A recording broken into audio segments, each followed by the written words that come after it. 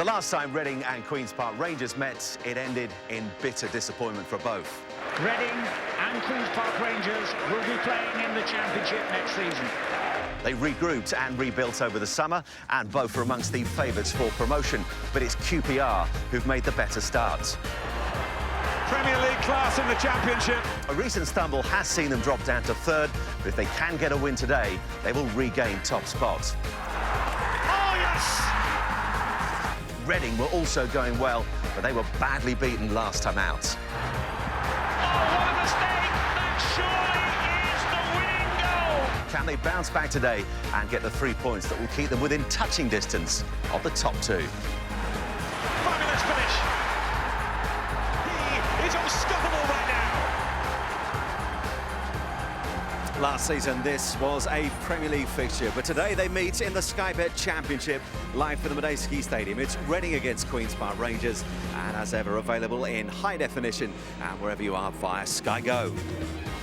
Well, QPR have spent much of the season in the top two, but just one win in the last four has seen them fall out of those automatic promotion places. A win here will see them go back to the top of the table ahead of the 3 o'clock kickoffs. It was just one defeated 9 for Reading before that 5-2 thumping at Sheffield Wednesday last Saturday, but they're still in the playoff places, unbeaten at home, and can move within 6 points of second place Leicester with a win today.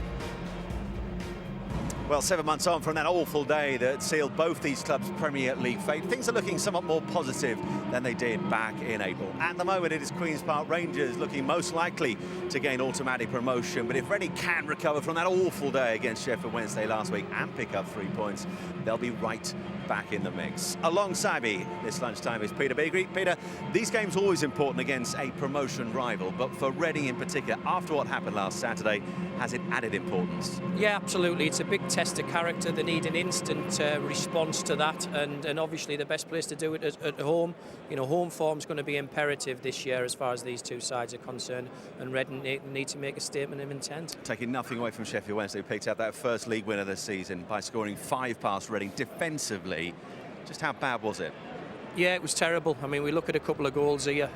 You know, the pressures on the ball there. They try to play out from the back and that. But it's all about decision making. That ball shouldn't have been even played in there. The man's being marked. They're trying to go through Guthrie, and it's all right saying football principles, but there's a right time and a wrong time to play out from the back. Should have missed out the midfield. And we look at this second one here as well. It's a straight ball. It cuts out 3 or 4 people. A little bit of a partnership with the 2 up front there, and Fry it goes through and just dinks it over the keeper.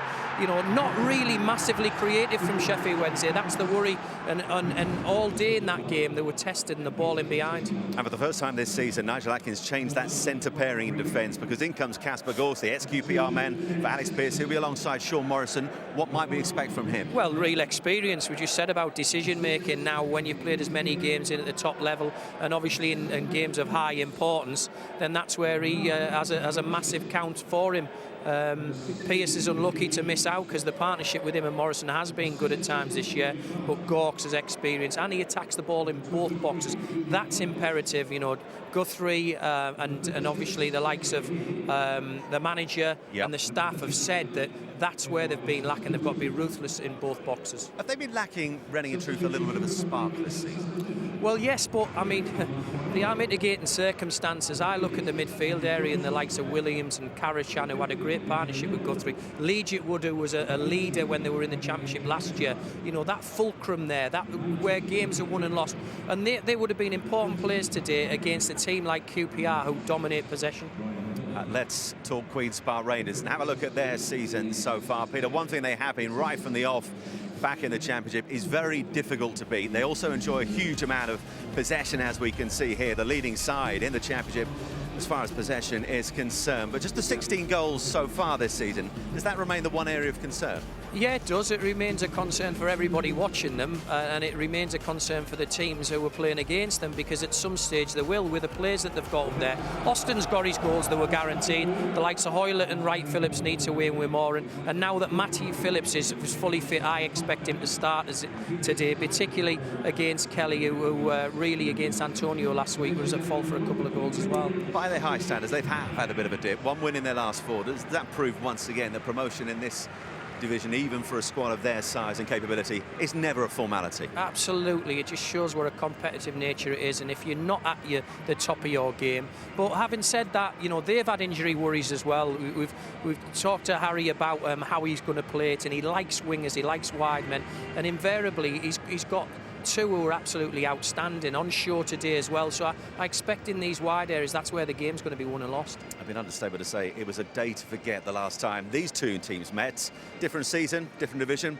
What should we expect? Well, I think we should expect a cracker. Big, wide open space on a big, wide open pitch. Both teams will stretch the opposition, and it could be who defends the best, but I'd like to think it's the team that shows the most attacking intent, and in that respect, we've got several players who can catch the eye today. We shall see. More to come from Peter at half-time, but after the break, we'll hear from the two men in charge. Nigel Adkins and also Harry Redknapp will be speaking to us ahead of Reading against Queen's Park Rangers.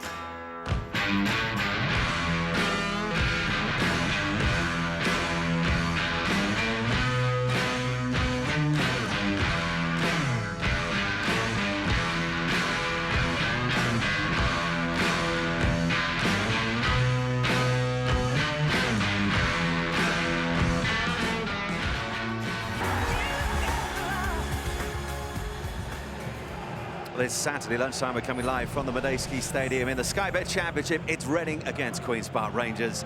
The team's almost ready to go in the tunnel, so let's then grab a word with both managers. They've been speaking with Jonathan Oakes.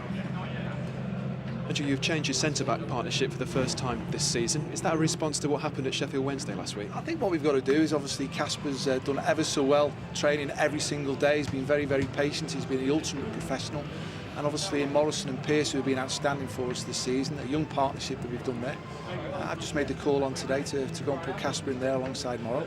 And nothing to do with Pearcey. I've got to make a decision on it, so I've done that. And obviously Casper's played against his old team. He did ever so well for Queen's Park Rangers. I think he normally scores against them as well. Your defence has been outstanding so far this season, just 7 goals conceded. Are you expecting more from your team going forward now? I don't mind really. You know, if we can keep winning, I don't mind how the results come. You know, it's important that we keep it solid. We keep possession of the ball well this year, and that's been the key. So, you know, we have had a spell where we only had the one striker. Really, Charlie was the only fit striker, so we got pushed into that situation of playing that way. And but it's worked for us. We played with 2 wingers who were out-and-out wingers, really. So it's not a defensive. We play with 3 forwards rather than most teams playing with 2. You said you've had some honest conversations with the players in the week. What's been the focus? Well, listen, obviously you go away from home and the result wasn't what we ideally wanted, although a lot of the performance was quite good.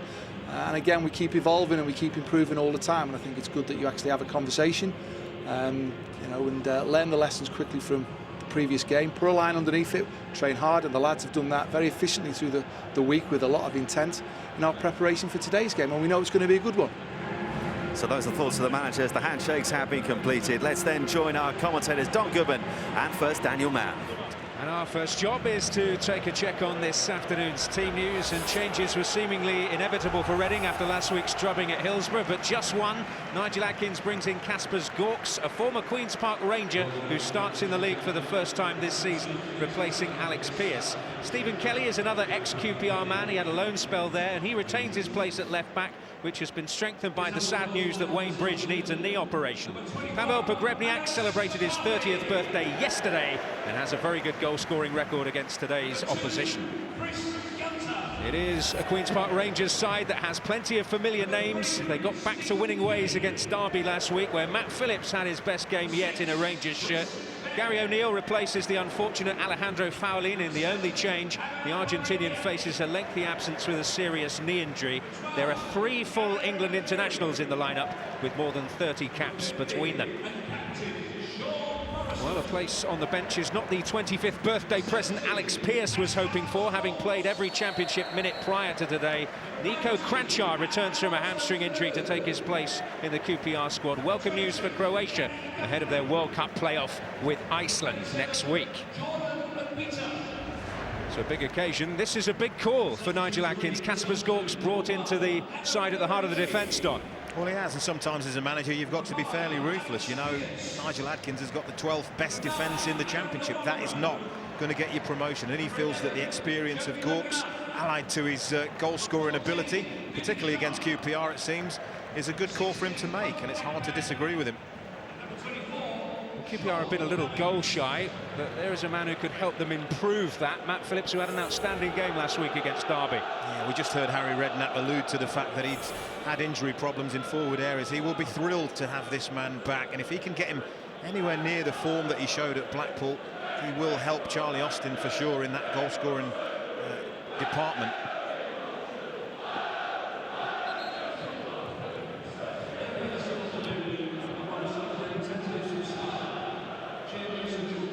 Well, it is Remembrance Sunday tomorrow, and we are going to pause, as we will at every ground this weekend, to commemorate those who have made the ultimate sacrifice in service of their country.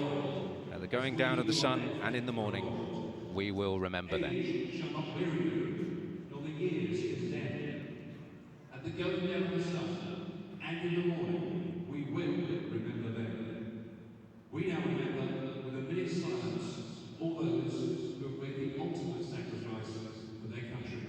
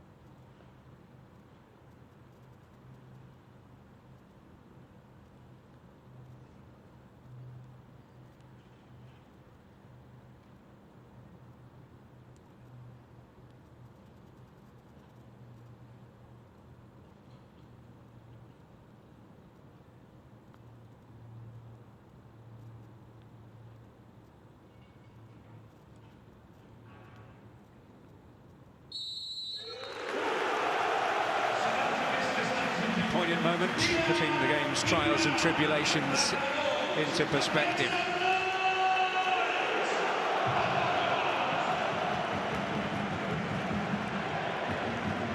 Reading will need to show togetherness after their desperate disappointment of last weekend. Taking his first dip into the Championship this season, Mr. Anthony Taylor, our referee, a Premier League regular, and now on the international list as well. Well, the last time these two met here, we saw, no doubt, one of the gloomiest and most torturous occasions in the history of the Premier League. A drab 0-0 draw that confirmed relegation for both. But it is one of the most eagerly anticipated clashes of this Championship campaign. Many a player out there will believe they belong on the Premier League stage, but it's all about proving it, Don. It certainly is all about proving it, and you have to earn it as well, and they're finding it out the hard way, aren't they, both of these sides? QPR really started this season like a house on fire, and it got a much-needed win, didn't they, last weekend at home against Derby County. They had their first little blip, hadn't they, 3 games without a win, but they responded as Harry Redknapp would have wanted them to. And as for Reading, already, 9 points off second place. They really won't want that gap to get much bigger. Although, ironically, it is around about this time of the season that they went on that incredible run that propelled them all the way to the title just a couple of seasons ago. So they're by no means out of it. They need to start finding that consistency that Nigel Adkins is looking for. Top spot in sight, at least temporarily, for Queen's Park Rangers, who are in the Caterham Green this afternoon. Change strip, of course.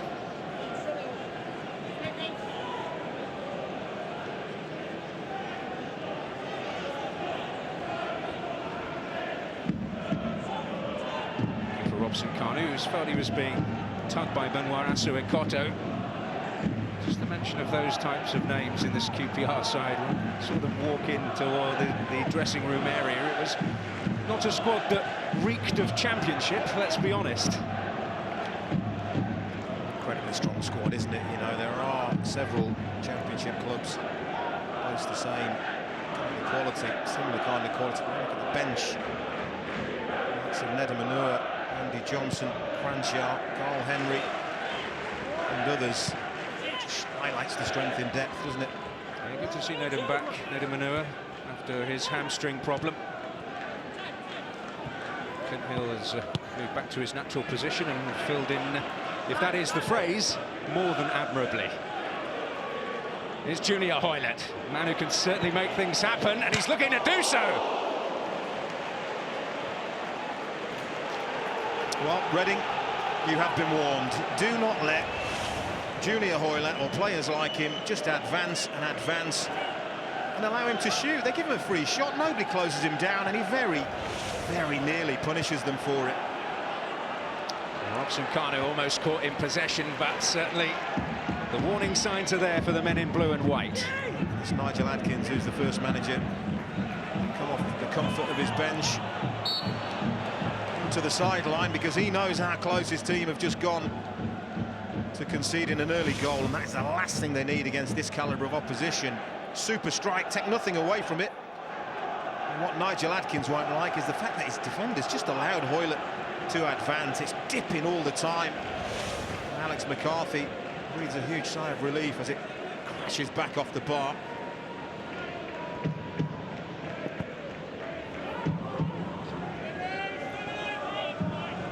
Cleary hassled off it, Austin in there, big day for him, Berkshire boy. The club that let him go in his teenage years. There's stories like that dotted all over the league, aren't they? Very, very high-profile names that have played internationally, top level, were released by many a club that I'm sure, on reflection, have looked back and regretted it. And he's just another one who can add to that list. It's always a little bit infuriating from my point of view when the reason is they're too small. They might grow, you know. Speaking to a player who suffered that very same fate. Sorry to touch it over there, Don. Yeah, very much. Here's Phillips. Simpson outside him, but into the box it goes. Can Austin pounce? And McCarthy has to respond. But to say the very least, a hugely encouraging start for QPR. It is. It is. I touched upon it, didn't I, when we had a look at Kaspers Gorks before, that this is the 12th, ranking 12th defence Reading have. They're not proud of it, I'm sure. We've seen a couple of examples as to why. Phillips again, and they didn't deal with that, and Austin yet again, McCarthy yet again. Well, they've got to get things sorted very quickly, Reading.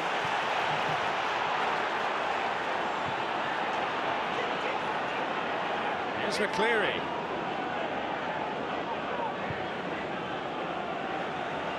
Chris Baird.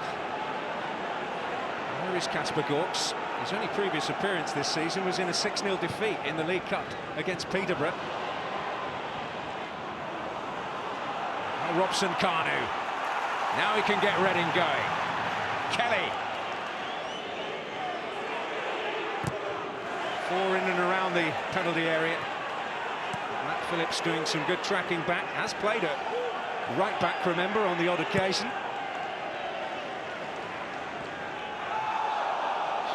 The defensive instincts come a little more easily to him than maybe some others in that position. Some others who missed training at a West London club this week, maybe. Oh, what a start we've had. 5 minutes in, it's been all action, hasn't it? Really high tempo set. Reading really rocked. A fast start by Queen's Park Rangers, but a reasonable response. They managed to move the play at least further up the pitch. Danny Guthrie's cultured right foot on the ball. Richard Dunn is up. Hal Robson-Kanu hoping to get there. Charlie Austin did, doing the defensive work too. Dunn.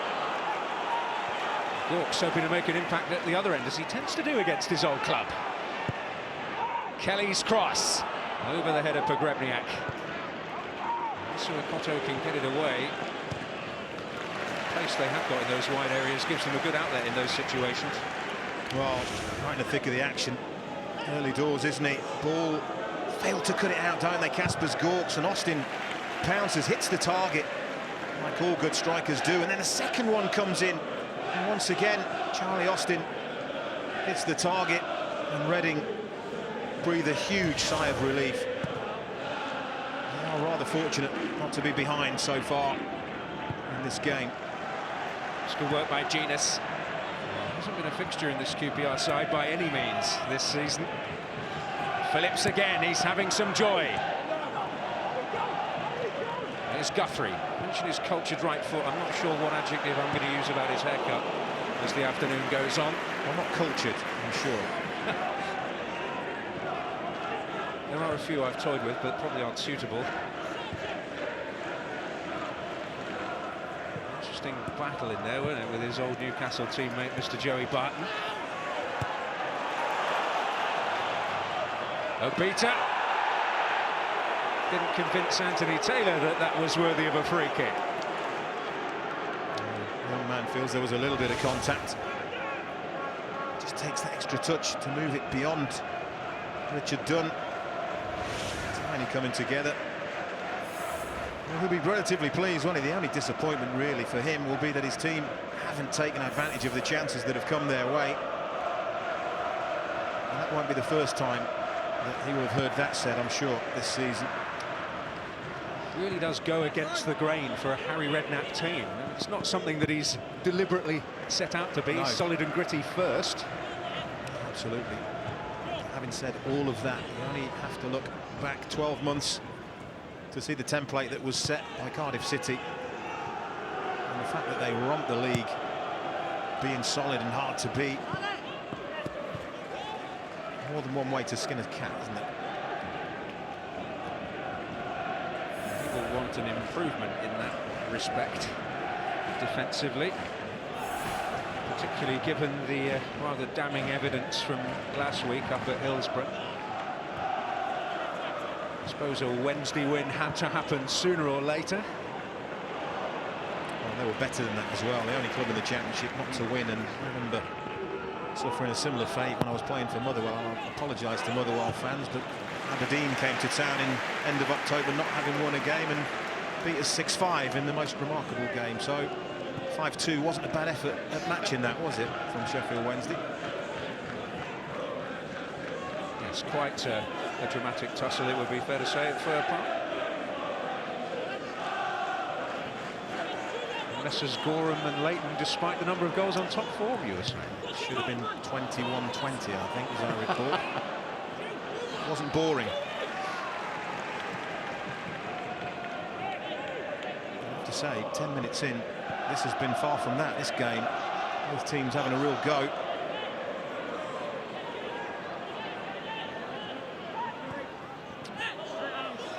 McCleary.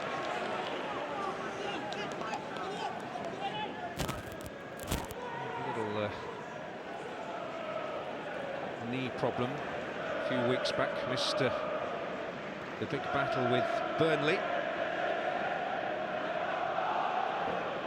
Been a little bit unfortunate, hasn't he, Nigel Adkins, with the injuries that his team have had. He brought in some decent quality in the summer.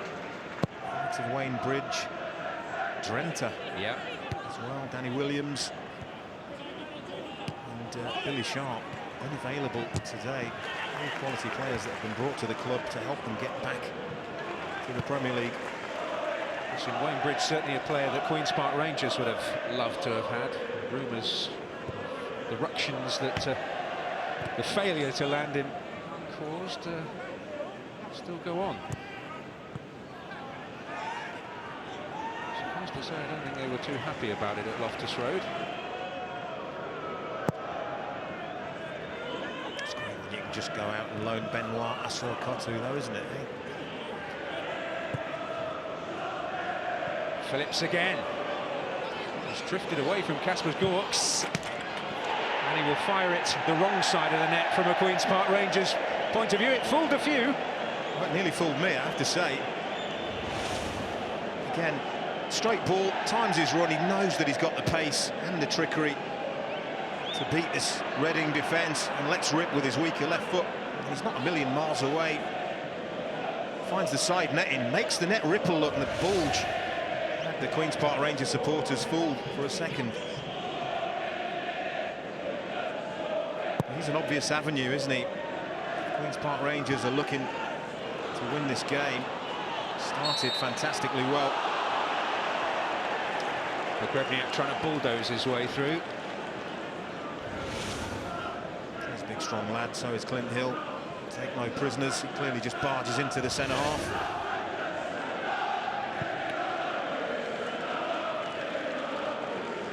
He's found his sea legs again, Pavel Pogrebnyak. 4 goals in the last 7 games for the Russian. I think there was a suggestion he was a little unsettled in the period before the transfer window closed. Austin, I think, might have been offside there anyway. Gunter.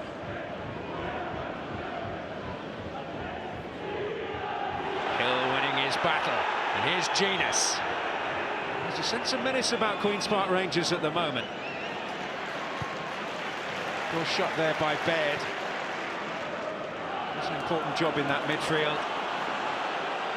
Oh, Robson Kanu. Uncompromising from Barton and effective.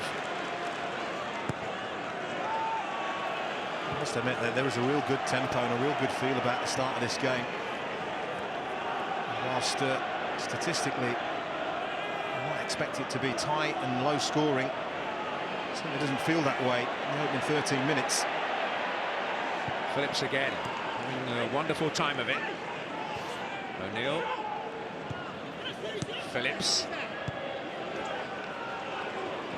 And for O'Neill again. Has played in a wide role at times this season for Rangers.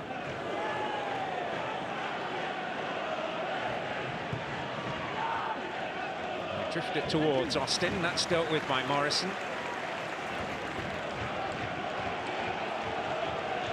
The two, there appears to be more goal-scoring threat coming from the away team at the moment, doesn't it?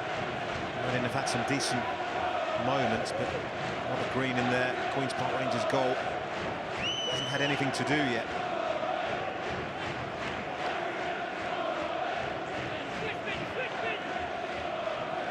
Masuakoto's throw. They're able to safely guide it back. It's McCarthy with a few things to deal with, and there's been a little bit of consternation that he's not been further up the queue as regards the England squad.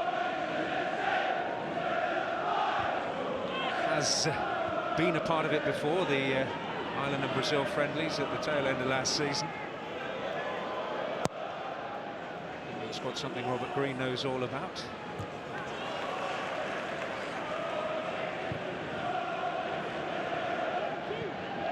Hoylett against Gunter. It's good defending from Chris Gunter. He knows if he allows Junior Hoylett to get the ball down and under control, he will run at him and cause problems. Hoylett. No way through this time. Gareth McCleary helping out. Pogrebnyak. That was just a ruse to try and calm the officials, because it clearly looked like it came off him.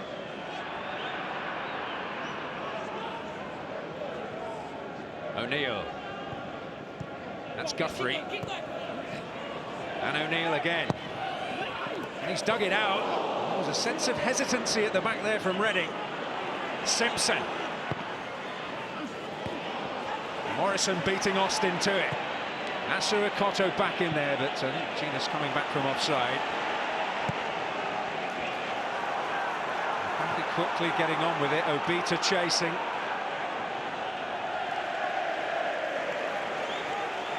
Well, they've been menacing.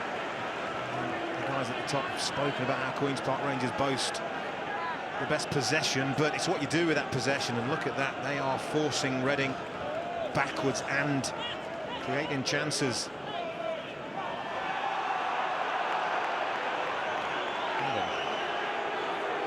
It's Joey Barton in a spot of bother.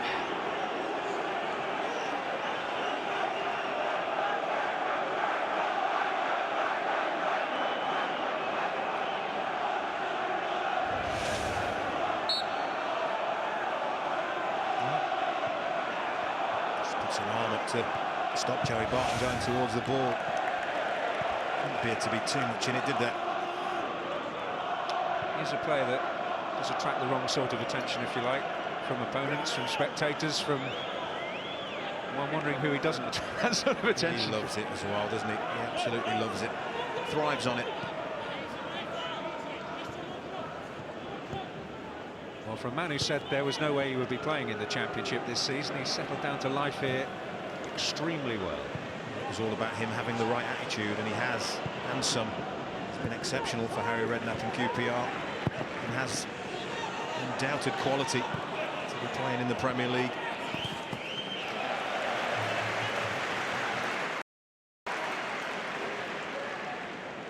Integral, hasn't he, to the impressive start that they've made. He's a new man in many respects, and I know Tony Fernandes felt that his absence last season was a key factor in their relegation. Guthrie's cross. Pogrebniak battling. He will be penalised. I understand strikers that commit fouls in those scenarios because the defender's only going to head it out, and you may pick up the loose ball, your team. So just to halt play by committing nothingy type fouls really frustrates managers and coaches.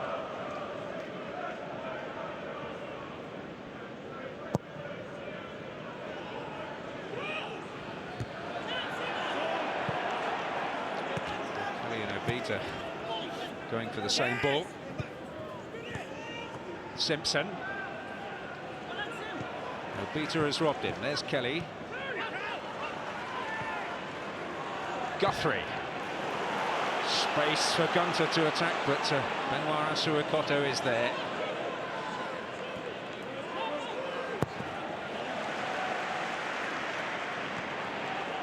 Guthrie, that was nice. Pogrebniak.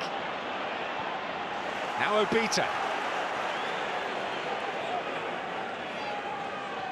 Oh, nicely done. Decision to make for the referee here. And he's certainly not made the one Reading were hoping for. Oh, that's an interesting call, isn't it? We're a long way away where we're stood. Anthony Taylor certainly had a really good view. Little nutmeg on Danny Simpson. A little bit of contact, but my question is, does Obita have to go to ground from that contact? Is he knocked off balance? The answer is probably yes. The referee is in a really, really good position to see that. And he deems that there wasn't enough contact, and that is, it's one of those that really is 50-50. It really is.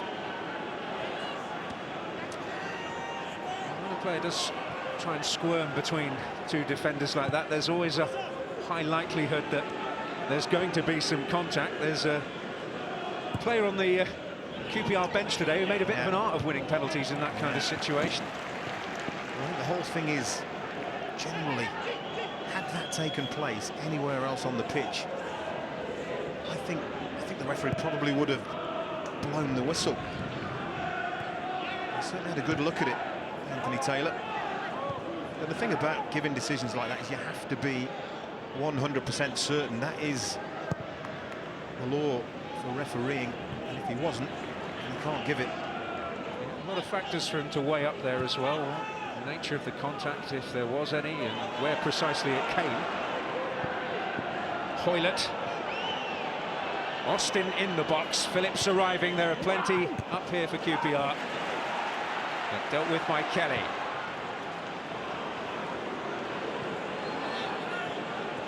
Now Robson Kanu keeping Clint Hill honest. It's a real leader, Clint Hill. First really big decision. Look, that's his position there. I just wonder whether Matty Phillips's body stops Anthony Taylor having a clear view of that. Because certainly Obita gets in.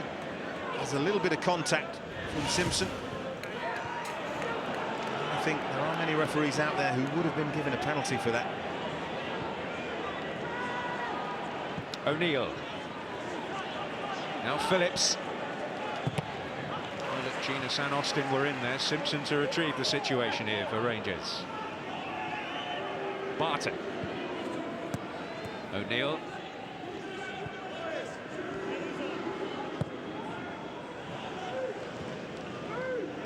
Here is Clint Hill.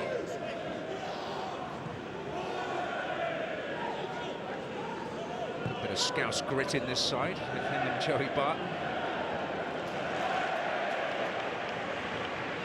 Phillips. Help there from Simpson. O'Neill. Phillips. Overcooked, but Hoylett on the other side can retrieve. He might do more than that. Here's Hoylett. See it up for O'Neill. Oh, Reading certainly throwing bodies at it. It was Morrison who got the telling touch. The referee's given a goal kick here. A wonderful skill from Hoyle. Tees up O'Neill. Definitely hits the Reading defender there, and then comes off Junior Hoyle and goes out for a goal kick. It's a good spot by the referee, but fantastic skill. Decent strike, but let's give Sean Morrison, the Reading captain, a lot of credit. Get out to O'Neill very, very quickly to get the block in. I think that might have cleared the roof from Clint Hill. Takes some doing here.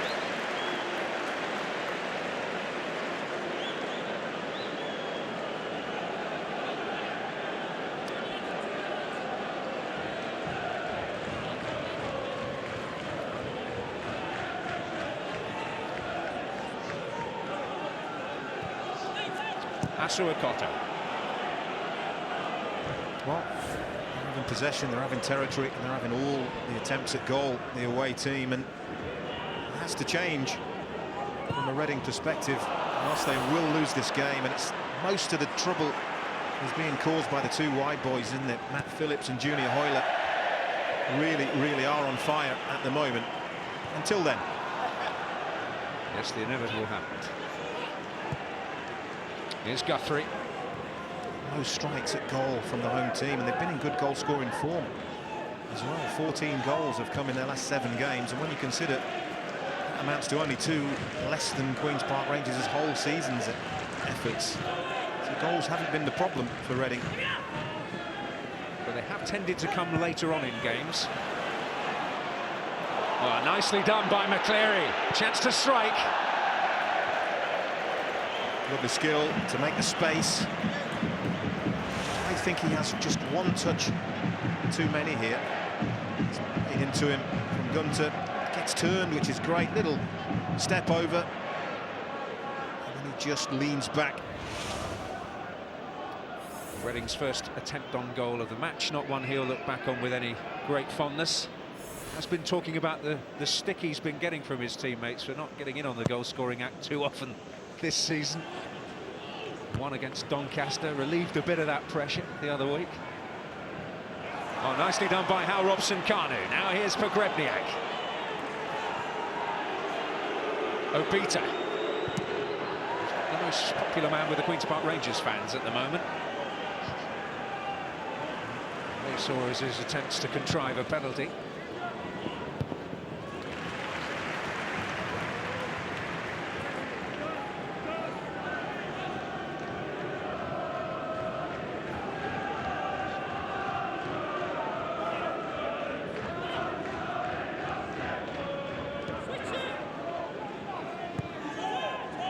Barton. Finding Phillips. Support's arrived. He'll need a bit of help here from Simpson, but there are bodies in the box.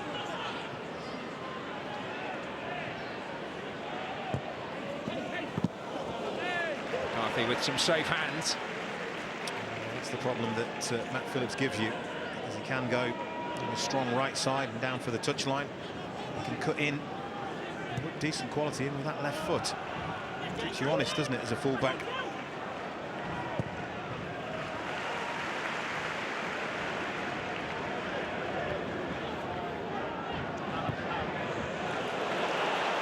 Here's McCleary. Oh, Howell Robson-Kanu trying to retrieve it. He was behind him. Pogrebniak poaching.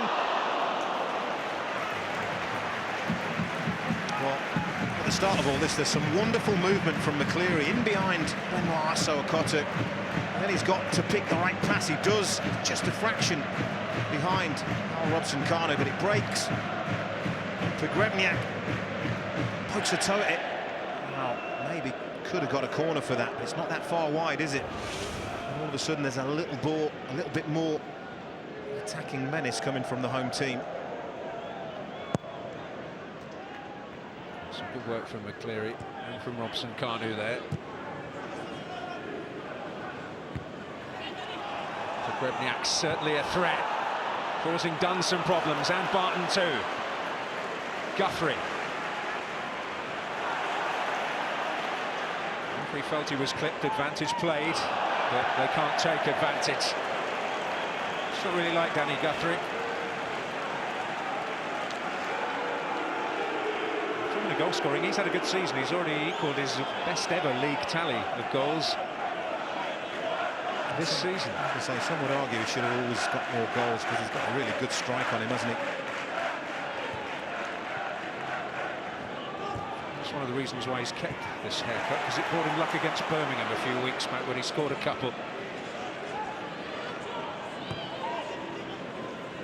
He obviously didn't feel it was chiefly responsible for events last week.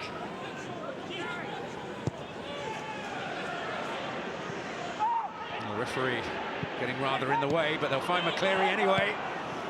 It's Chris Baird who picked the pass. Gunter, Pogrebniak managed to direct the header, not onto the target in the end. Well, there's no doubt about it. There are some positive signs coming now from Reading. They're growing into the game and starting to at least give Rob Green in the goal something to think about.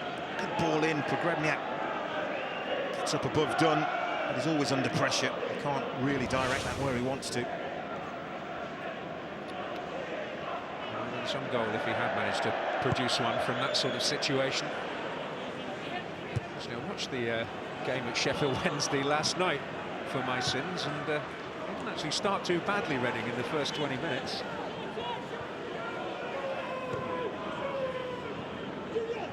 A bit of a video nasty, all told, from a Reading perspective.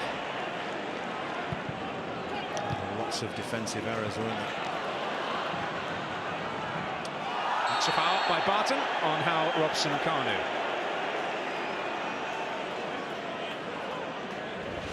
He's got really good feet, hasn't he? Hal Robson-Kanu just shifts the ball. He knows the challenges coming. One of the other things he'll probably also know, Reading have got a very good record at scoring from set pieces, haven't they? One of the better teams in this division. Meanwhile, there's a little bit of concern here for Jermaine Jenas, and you can see where the problem lies. I think it's a no-brainer, isn't it? Not the kind of injuries that you can run off. Muscle tears, and unless that's cramp, you won't have any opportunities to carry on. All will be revealed. Well, the signs aren't good for him, but they are for Nico Kranjčar, who missed the Wigan game with a problem. Suddenly it's resembling Holby City out there on this Medeski Stadium pitch. Synchronised stretching. Well, that is a little concerning sight for Richard Dunn, who has had that long-standing groin problem. It's when he stretches there, look, he stretches to try and get a touch on that ball, and he knows his hamstring immediately. Such a shame. Hasn't had the best of luck, has he, with injuries? Well, a player he knows well and trusts. Nico Kranjčar is going to come on. Mentioned he had a hamstring problem of his own, and it will certainly be a welcome sight for every Croatian football follower in a big week for that nation, that he is able to play a pretty major part here this afternoon. And sadly, Jermaine Jenas' contribution is all too brief.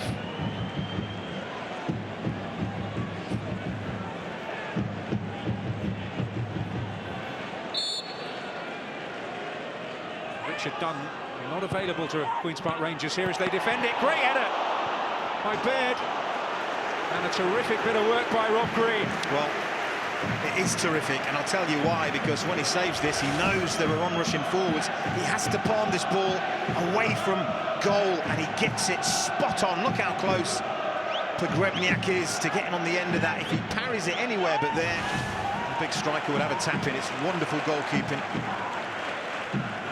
Baird arriving on that front post there and directed it well as well. And he's gone to the front post here at the corner. Rob Green has to produce yet again.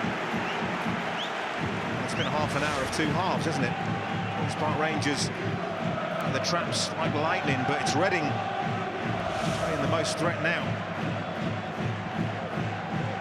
It's a very good spell for the Royals. Obita's corner.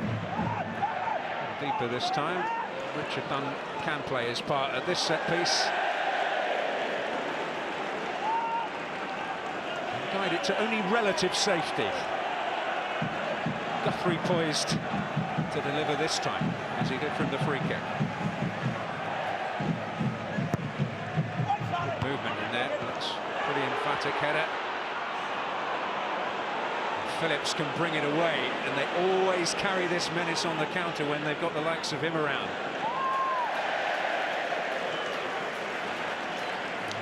Just enough, didn't he, Sean Morrison?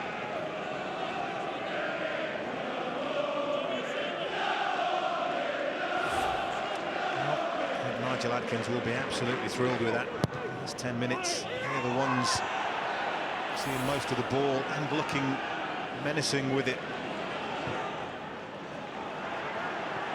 A fairly substantial swing in that period, and QPR losing Jermaine Jenas to injury.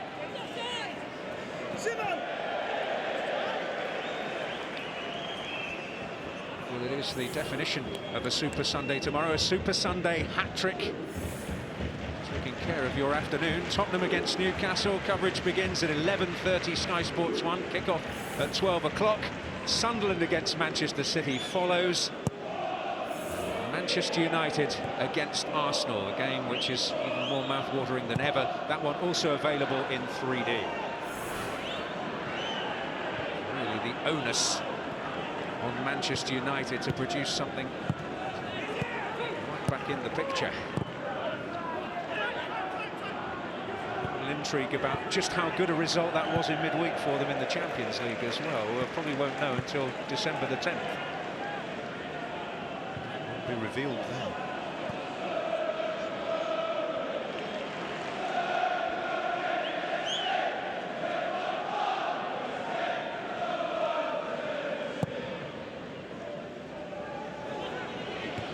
Pogrebniak up. Here's Atsu Ikoto.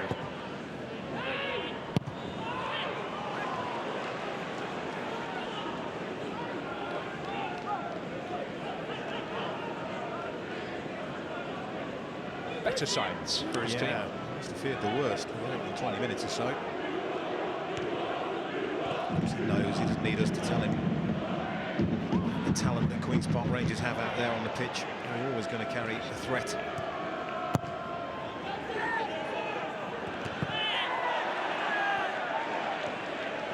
Cleary up against Atsu Ikoto, and Cranchard came crunching in. Not the first thing you'd associate with him when his name is mentioned. This is the Championship. That was Robson Kanu, just evaded McCleary. Baird trained with the QPR in pre-season and looked for a long time as though he was going to be joining them. Now he's looking to beat them. Crept out of play before Simpson could get there.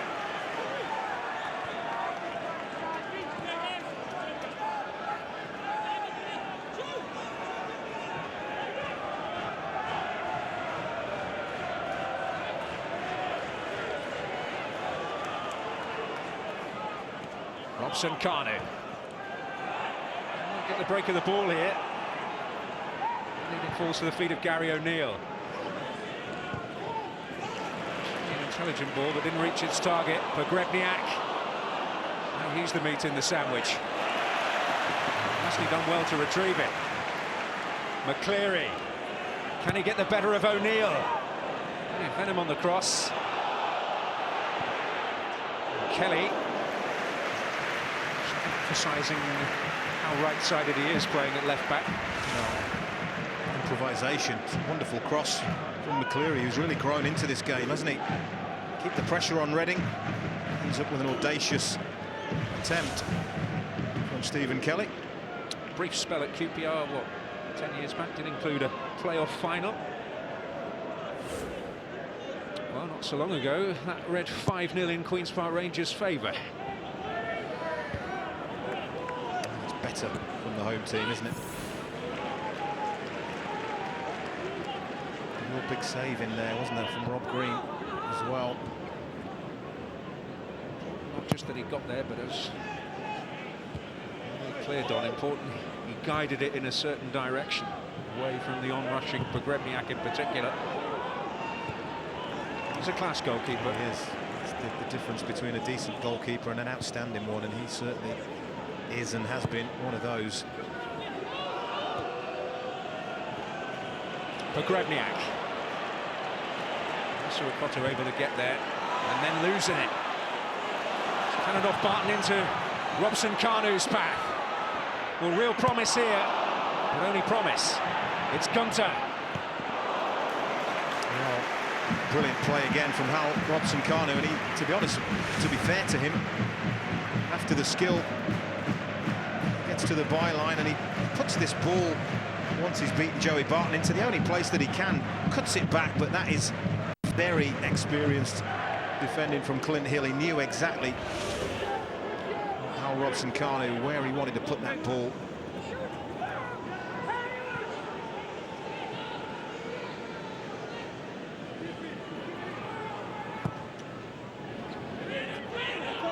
Morrison. Austin.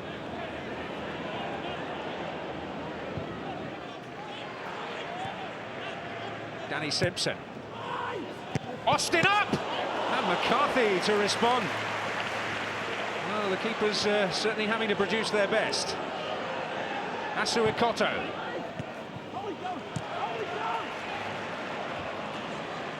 was just about to say he hadn't been in the game for a good while, Charlie Austin.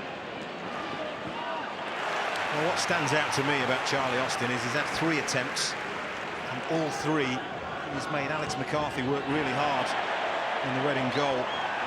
Top striking. Great industry there from Pogrebniak.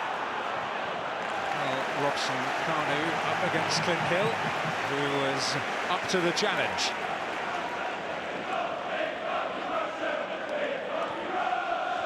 Heighton's finest. Pogrebniak.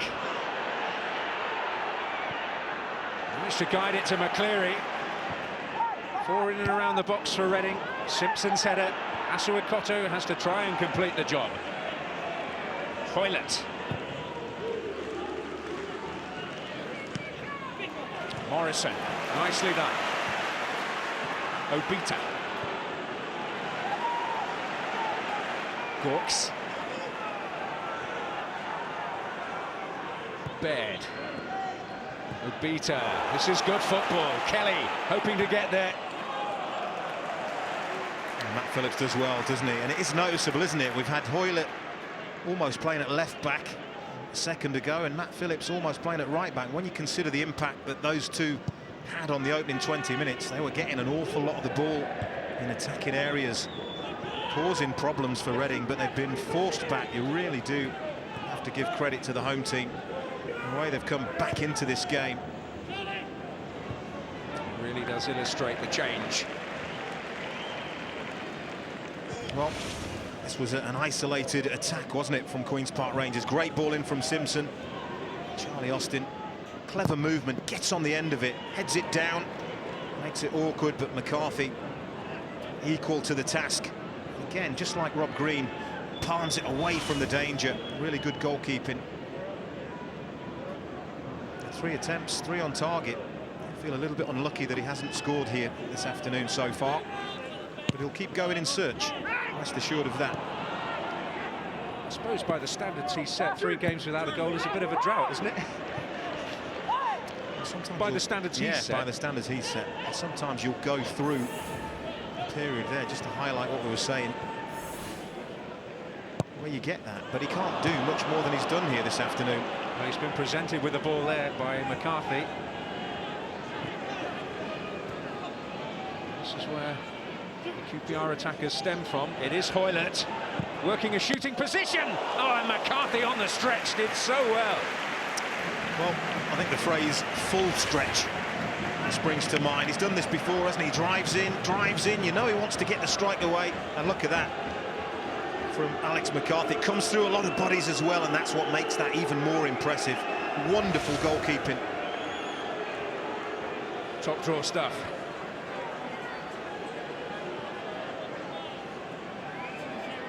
Away swinger here from Joey Barton. It is, believe it or not, Queen's Park Rangers' first corner of the match. Hill and Dunn arriving. It was Morrison who met it. O'Neill. Hoylett. Barton. That was Kelly.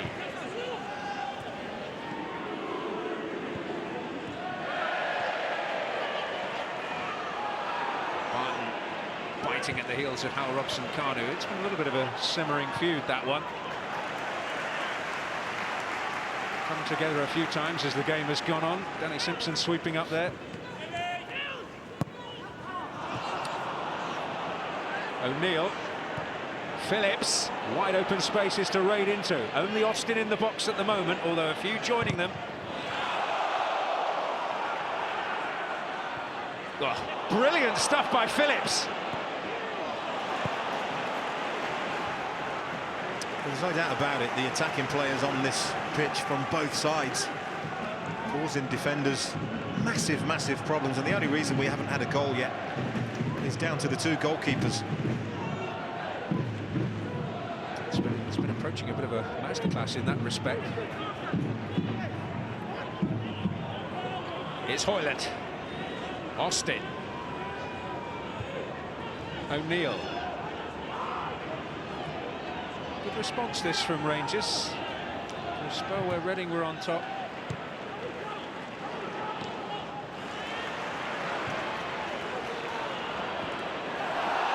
Beta got there first. And that spells trouble for Benoit Asuakoto, who is going to receive the first yellow card of the game.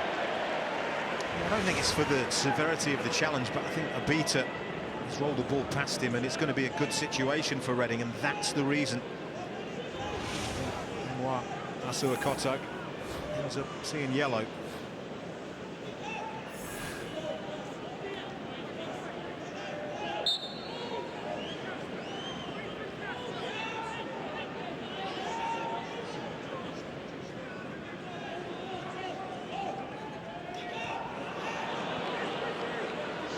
So Beta, who will deliver. Defending by Hill. Well, that is a real teasing ball, because it doesn't really matter whether it's an attacker or a defender. Any kind of little nick on that fine glance would have had Rob Green in trouble. Check the short one again. Guthrie away from two. That's cute. And it's well defended again. Well, it was Charlie Austin back there making an important contribution in his own penalty box. Oh, lovely skill in the midfielder, wasn't it, to work the space, and then a delicate little cross into an area where he knows there are plenty of his teammates trying to attack that. Great defending from Charlie Austin. Wonderful. I was talking to a Queen's Park Rangers fan on the train to Ipswich last week, funnily enough, as you do, and was saying it's a relief to not have to watch your team defending through your fingers these days. He's had about 25 years of that particular fan records. Got the most remarkable defensive records, the best in the Football League, isn't it? Conceded 2 in the first 10 games. Good a record. Certainly got that bit absolutely right. And, that's the platform you build from, isn't it? Absolutely. Solid base.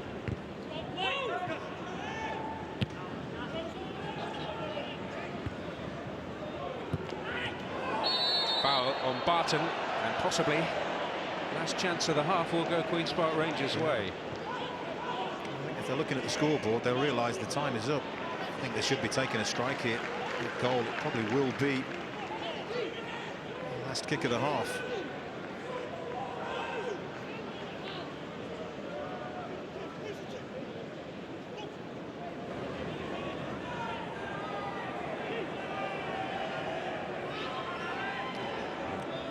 Dunn is in there, and so too is Hill, just on the edge of the D there. Is Barton going to have a pop? Well, McCarthy having to be aware of his precise position, but claiming it gratefully. And while it may be goalless, the goalkeepers have certainly been very busy indeed. Alex McCarthy having to produce his best, particularly in the early stages when Queen's Park Rangers started tremendously well. But Reading responded, and Rob Green had to produce a couple of key contributions. It may be goalless like last season, but it's a very different game here, in a very different atmosphere. At the break, it's Reading 0, Queen's Park Rangers 0. Spot on, Daniel Mann, because the last time they met here at the Medeski Stadium, it did finish 0-0. The only thing memorable about that day was the fact that both teams were relegated. It's 0-0 once again, but an awful lot to admire and enjoy in that first half. We will do that in the company of Peter Beagrie when we come back. A really fast start from Queen's Park Rangers. Reading fought their way back in throughout that half. Might they have had a penalty as well? We'll discuss that next.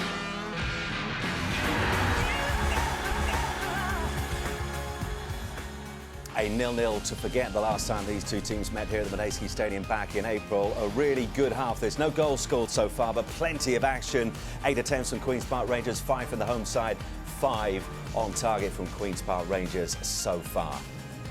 Peter Beagrie is alongside me. A really quick start for the visitors. How much was it about Queen's Park Rangers being very good? How much was it about Reading, in some ways, picking up defensively from where they left off last week? Yeah, it was a mixture of both, really. We said in the wide areas, you know, that the two wingers were going to get 1v1 here. Hoylett, it doesn't matter. He runs past 3 or 4 bodies and gets the strike on goal there. Beats McCarthy, all ends up. Phillips was having a great game on the right. We said it'd be a big test for Kelly. More mentally after last week as well. And so they got the ball out to Phillips as much as possible, put it in the box with interest. And but for McCarthy making several saves, you know, they could have had 2 or 3 goals. He's been Phillips terrific, again, he has been terrific. And we see Phillips here. Gawkes has been covering it. It was a case of him being a little bit ring rusty. Hoylett again making inroads. The beauty of the 2 wide men is they get people in the box and commit plays as well. You know, and instead of just running at legs, when the ball is on to cross, they do cross it. Fullbacks getting involved. There's Austin and McCarthy, that personal battle that we talked about. This is the best of the lot, Simon. He's come through bodies. He's arrowing in the bottom corner, and he's one of the best keepers in England at the moment, and that just shows why. 25 minutes ago on the home side, haven't had a shot on goal. What changed? Well, change, I think, a basic defensive error from Akoto. He pushed in, he tried to close down, and he allowed McCleary, I think it was, on this right-hand side. And it's a great cross in the box, and they get a chance from it.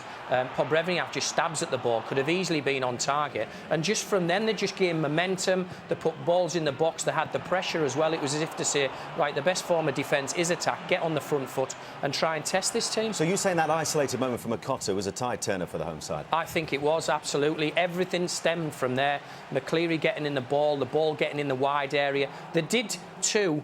QPR, what QPR had done with them, get him in the wide area, get full-backs isolated and put crosses in the box. An appeal for a penalty from the home side. Jordan Obita involved in this one. Did the referee get it absolutely right? I think he got it absolutely spot on, and his position was tremendous as well. Obita taking on the 2 players, little nutmegs on Danny Simpson there, who doesn't change, he doesn't stick his foot out or anything, and Obita just makes the contact himself with his backside there, and Matty Phillips puts his hands up in the air, you know, to say, look, I'm not going anywhere near him here.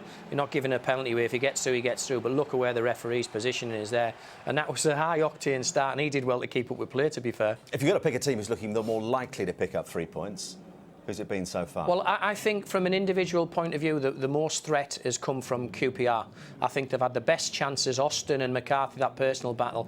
But in the wide areas, Hoylett, and we said at the start of the programme, Phillips and Kelly was a key match-up. And Phillips, getting fitter, can go inside and outside. So I think they've got the most match winners there. Do you see any changes coming up top for either side? I think there will be, just to keep that impetus and the freshness as well. You've got Traore and you've got Andy Johnson and you've got Billy Sharp and you've got McAnuff. So the individuals might change, but the formations won't, because it'll be like for like, just to keep that tempo going. In the last 7 meetings between these two sides, there have been only 7 goals. We've had no goals here so far today, but we've had pretty much everything but. Can Queen's Park Rangers get the win that will take them top? Can Reading strike and get closer to the top 2?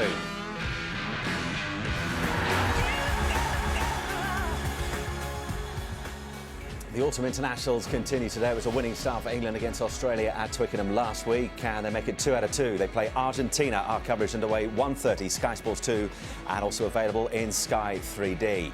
Here at the Medeski Stadium this afternoon, it is Queen's Park Rangers drawing 0-0 against Reading. And Peter, we've spoken about the depth of this QPR squad throughout the season. Jermaine Jaminas comes off throughout that first half. On comes Nico Cranshaw. News that Richard Dunn doesn't make it for the second half. In his place comes Nedum Onuoha. That underlines the depth and strength they have, doesn't it? Oh, strength in depth, the absolute quality as well, and replacing an experienced guy with another experienced guy, you know, partnership.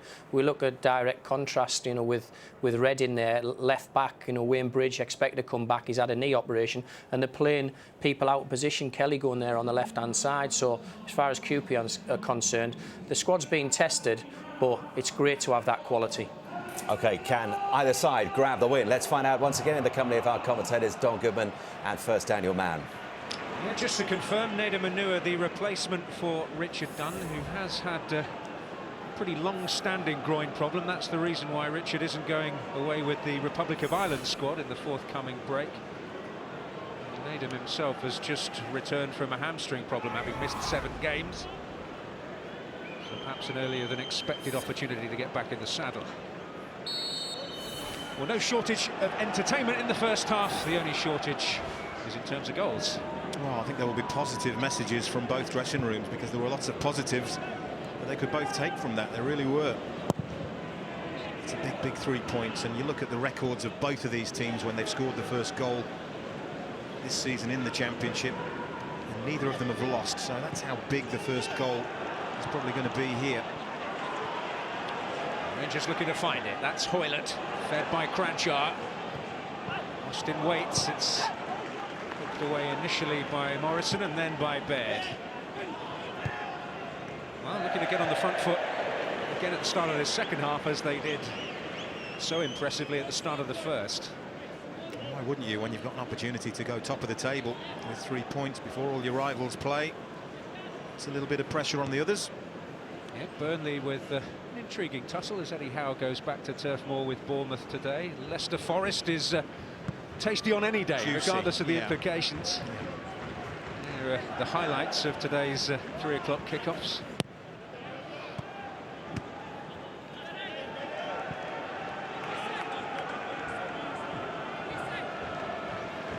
Nigel Adkins currently lying in 5th place, 10 points off the top. But playoffs are not something that Reading have tended to enjoy down the years. Well, I seem to remember Nigel Adkins enjoying a playoff. Maybe he's the man to buck the trend.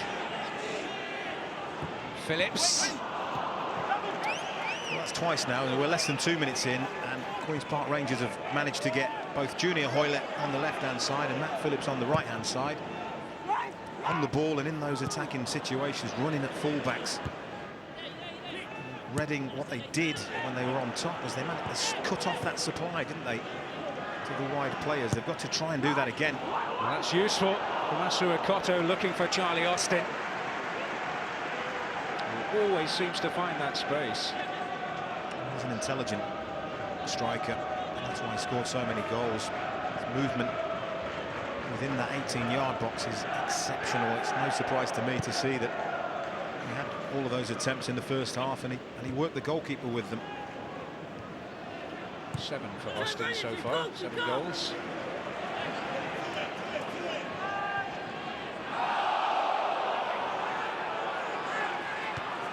Asu Okoto looking to find a route out of trouble, although they may be back in it swiftly enough.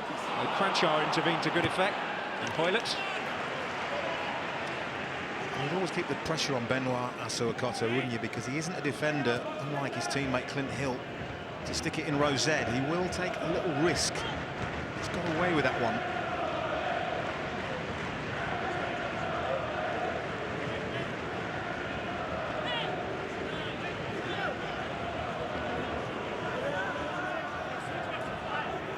Barton.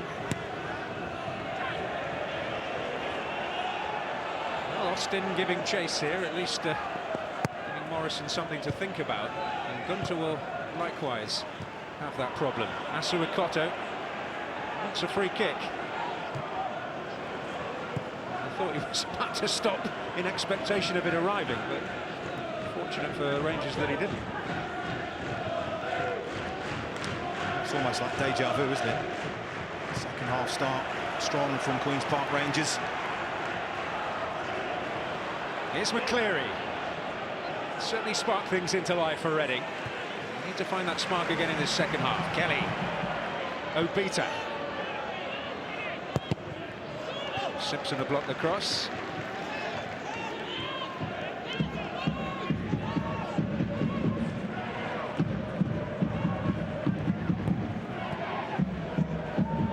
Baird. It's a little bit loose. Cranchart. He was imagining that it wouldn't be long before Matt Phillips was tanking down that flank. As it was, he was doing his defensive duties.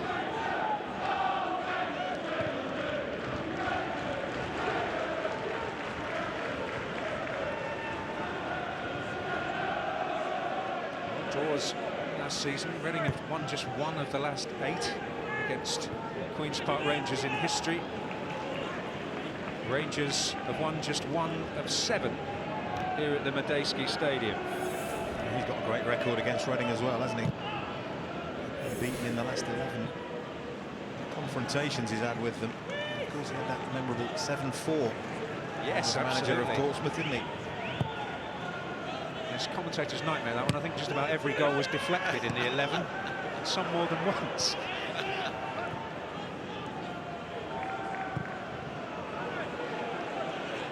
Here's Phillips. Again, that's what Stephen Kelly really has to do. He can't afford to let Matt Phillips get that ball down under control and then run at him.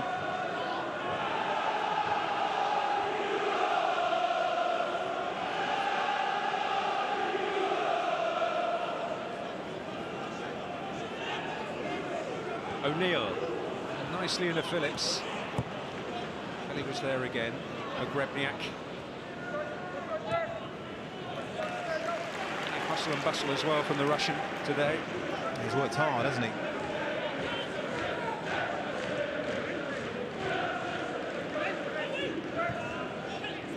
Key asset for Reading, who, of course, under Russian ownership now, although not under full Russian ownership just yet.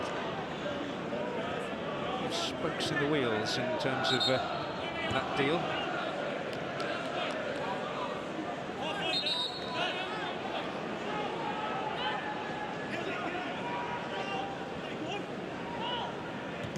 Austin might have struck the arm of Gawkes. A lot he could have done about it. Phillips. Kelly stopping the cross this time.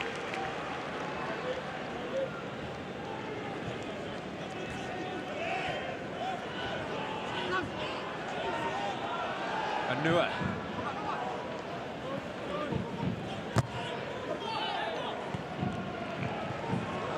We are maybe setting up a bit of a base camp here. Cranchar to Barton.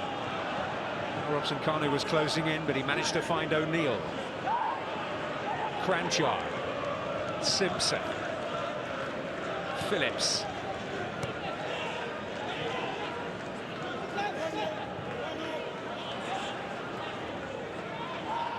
Difficult to find their way through, but they might just. Cranchar feeding Austin. That's naive from Charlie Austin. Stephen Kelly was just kicking the ball out for a throw-in.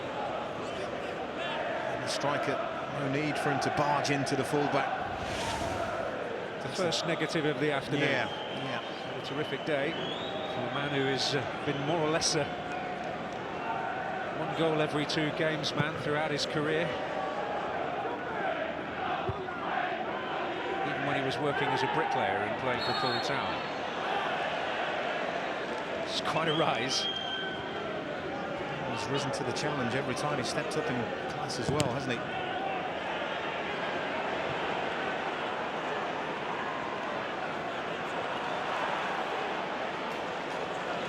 Cleary was perhaps anticipating a Barton cruncher, but here's Guthrie. Not enterprising stuff from him, but maybe up a bit of a cul-de-sac here. And so ultimately it proved. I think Joey Barton was happy there. Simpson in trouble. Here's Guthrie. And Joey Barton went to take a free kick, and Guthrie charged the ball down from about 2 yards away. Kelly's cross is beyond Pogrebniak, and Asuakoto can safely leave it. Well, Joey not one to be backward in coming forward, and he's still having his say about this situation. He's having words, but yeah, look at that. He's going for a diagonal, going to recharge it, but the referee not looking. He doesn't even know Anthony Taylor had his back to it. He wouldn't have seen it. I'm sure that's the explanation he's giving now to Joey Barton, but it would have been controversial had anything come of that positive for Reading. Absolutely. Happy with the actions of his former teammate up at Newcastle.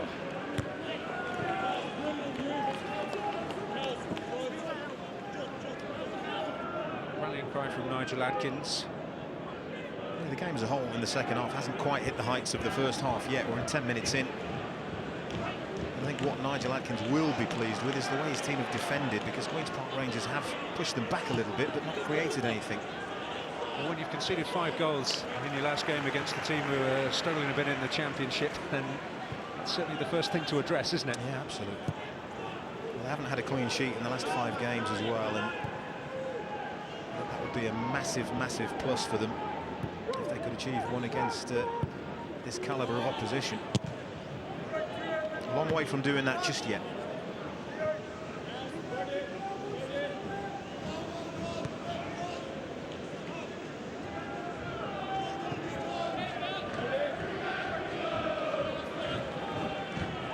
Into Austin. Hassled there by Morrison, paid off. Pogrebniak. So there putting in the hard yards. Chances not really falling his way at the moment. Cranchar improvised. O'Neill coming out the winner there. Now it's Hoylett. Up against McCleary. Might run here for Phillips. Austin to take over. Crucial challenge.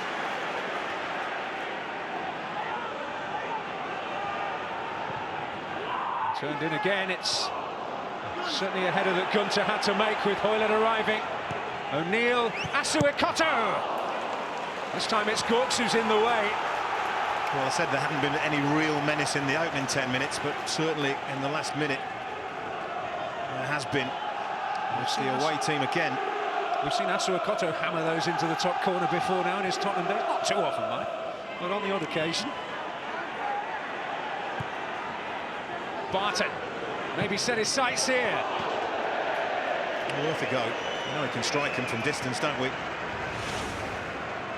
carved out a lot better opportunities than this, and maybe it is going to take something like a 30-yard screamer to break the deadlock. A man who once finished as Manchester City's top goal scorer one season. I think he got 6 that year. It was a very different club then. Not their most successful season. I think that was the year they didn't score at home after New Year's Day. You see Queen's Park Rangers now back having the upper hand in terms of attempts at goal. It's the end to the first half and the start of the second half that has given them that. They were at 5-5, weren't they?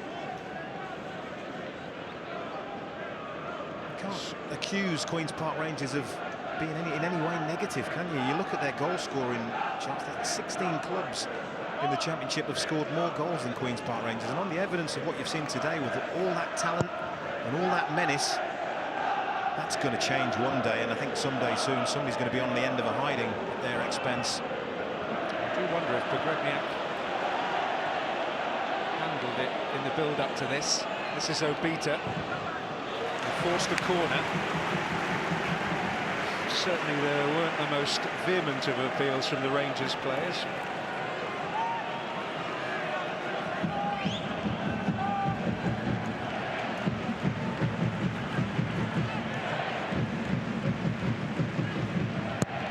Morrison putting himself about in there. Gawks at the back.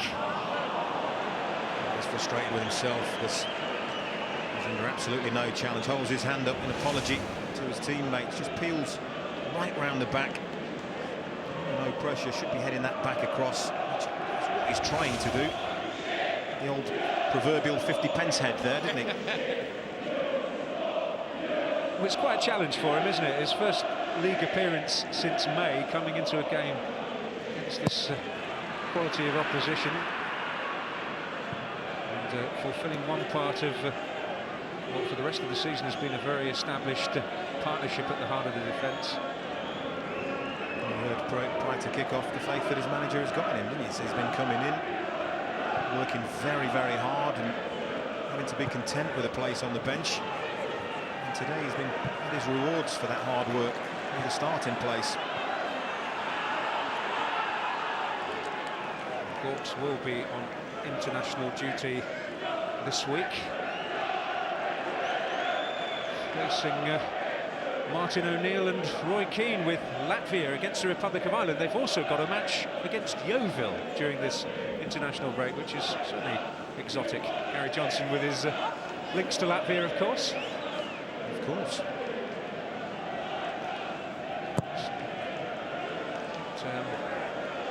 Most usual sight on the international fixture card, Yeovil versus Latvia. Latvian national treasure, isn't he, Gary Johnson? Absolutely. Really well with him.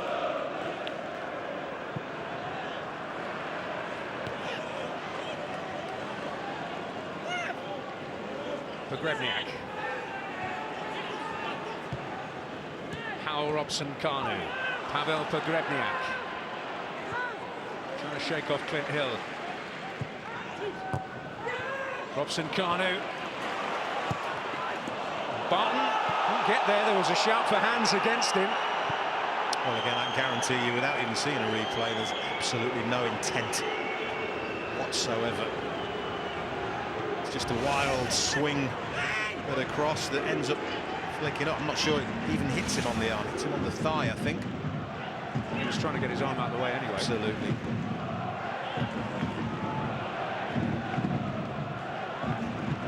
Pogrebniak off on charge, but looking for Jordan Obita.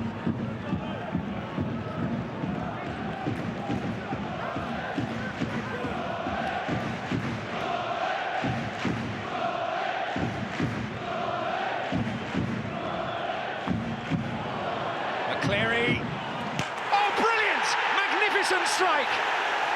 Well, we had a feeling that it would take something special to break the deadlock, and we've just seen it. Well, we called it, didn't we? We said Joey Barton, he's right for having to go from 30 yards, and we've seen this guy do it all his career, haven't we? Gareth McCleary. He has got one heck of a strike on that right boot of his. And cast your mind back to the first minute of this game when Reading defenders didn't close Junior Hoylett down. Well, look at this. He comes, he advances. Benoit Asuakoto does not make one move towards the ball. Stays back, gives him the time. What a strike. And you'll see a perfect angle of it from here. It absolutely flies into the corner and leaves Rob Green with no chance. How much did he enjoy that? He was talking about how he hadn't been getting in on the goal-scoring act as often as he would like. Well, he has done there in stunning style. The defenders will pay the price eventually if they do not close advancing players down and stop the strike at goal. Time and time again. Take nothing away from the strike, it was fantastic.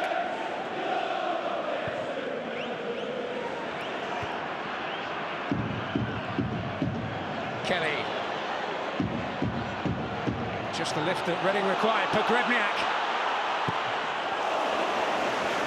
A very telling piece of defending there by Nader Manua. Well, I read Nigel Atkins' programme notes about how goals changed games last week. Reading were doing well, Sheffield Wednesday scored, the whole atmosphere, everything changed, and that is what they'll be hoping will happen here this afternoon.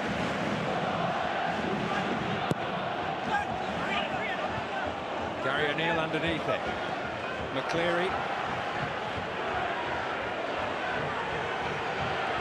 Now to travel a long way. Simpson's header. Guthrie might fancy his chances as well. He never really got the ball where he wanted it to get that strike away. There have been large parts of this game where you wouldn't have seen that coming, would you? But what a strike it was, and often hear it said, don't you, worthy of winning any game. Well, it's up there in that category, isn't it? It's a rocket into that corner.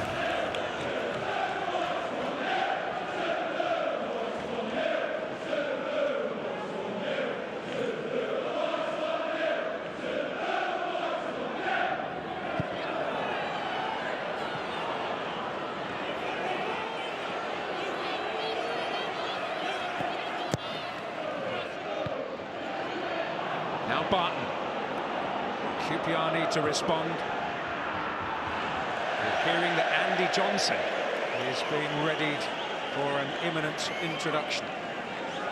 And of course, this is Harry Redknapp's last roll of the dice, isn't it? Having had 2 substitutes ready for injuries. Only change he can make. Well, about half an hour of football to hope the rest of his charges get through it unscathed if he is going to throw Johnson on. Well, handy man to have around.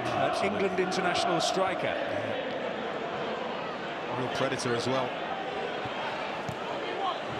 Obita. That is going to be the cue for the change. He's had his injury troubles this season. Being introduced here to replace Gary O'Neill. An enviable, frightening record from a Reading point of view against this particular opposition. 8 goals in 10 games against the Royals, 5 of them here in various colours down the years. I wonder if the Reading fans know that. Maybe some of them will. I wonder if Nigel Adkins knows that, given his attention to detail about the personal records of his own players. Phillips trying to get out of a spot of bother. He's finally succeeded. That's not where they want him, is it? 10 yards from his own dead ball line. They've got to get the play further up the pitch and get the wide players back involved. Hoylett and Phillips, 2 standout players in terms of an attacking sense, haven't they?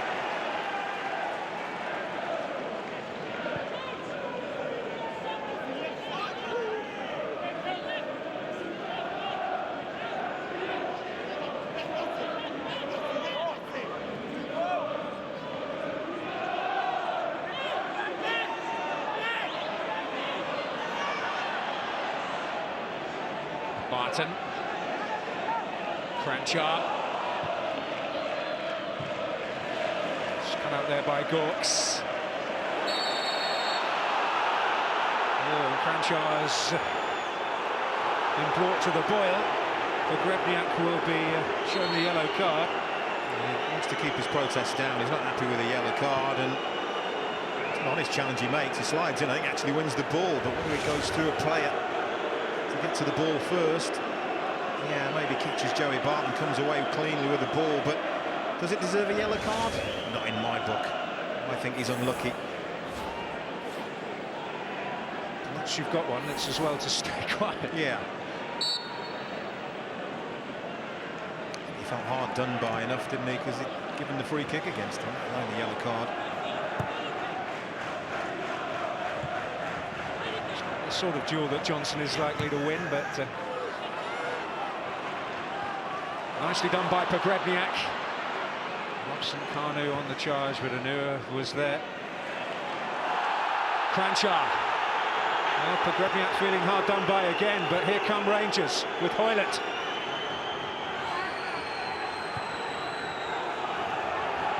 Johnson stretching, too much of one in the end.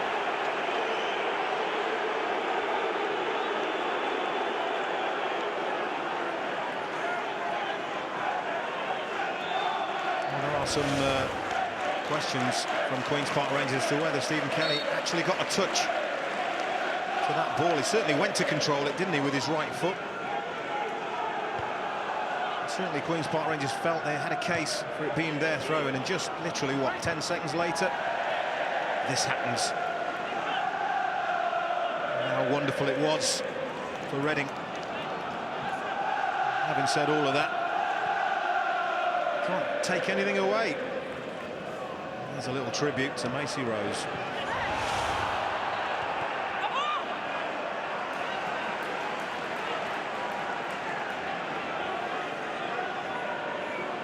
That's the little bit of luck that Reading needed. Stephen Kelly certainly went to try and control the ball.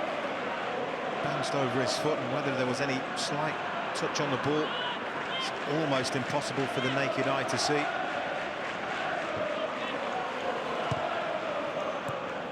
Second half, where Reading tend to come good. All but 7 of their 23 goals coming in the second period of matches.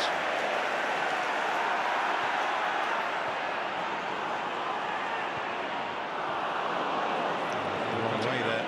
The wrong way. There was an option outside to the right. Gunter had made a good run.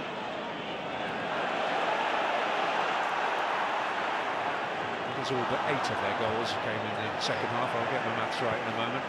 Elementary arithmetic, never my strong point. Hoylett. Johnson lurking. Fraction too high. Harry Redknapp may be wondering why there wasn't anybody coming in round the back here, and this will be a concern, won't it? He's just crossed the ball. He stayed down. All of his subs have been used. I think he's asking why was nobody else getting in the box there, because it was a good cross.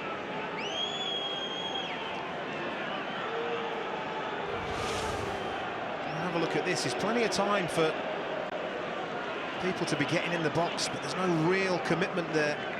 I think it's Matt Phillips on the far post, just jogged into the far post. Maybe there he had a little bit of a roll of the ankle before he crossed that ball. Could be the cause of the problem. Well, the fates potentially really conspiring against Harry Redknapp and Queen's Park Rangers. Keep an eye on the Hoylett situation. That's Johnson. Beautifully done, Austin!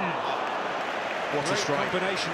Well, what a strike that is. I can't tell you how difficult a skill this is from Charlie Austin to keep this down and on target. Great awareness from Andy Johnson. Plays it inside. It's on the half volley. Swings across it. I'll tell you what, a yard either side. He may have drawn his team level because that was travelling.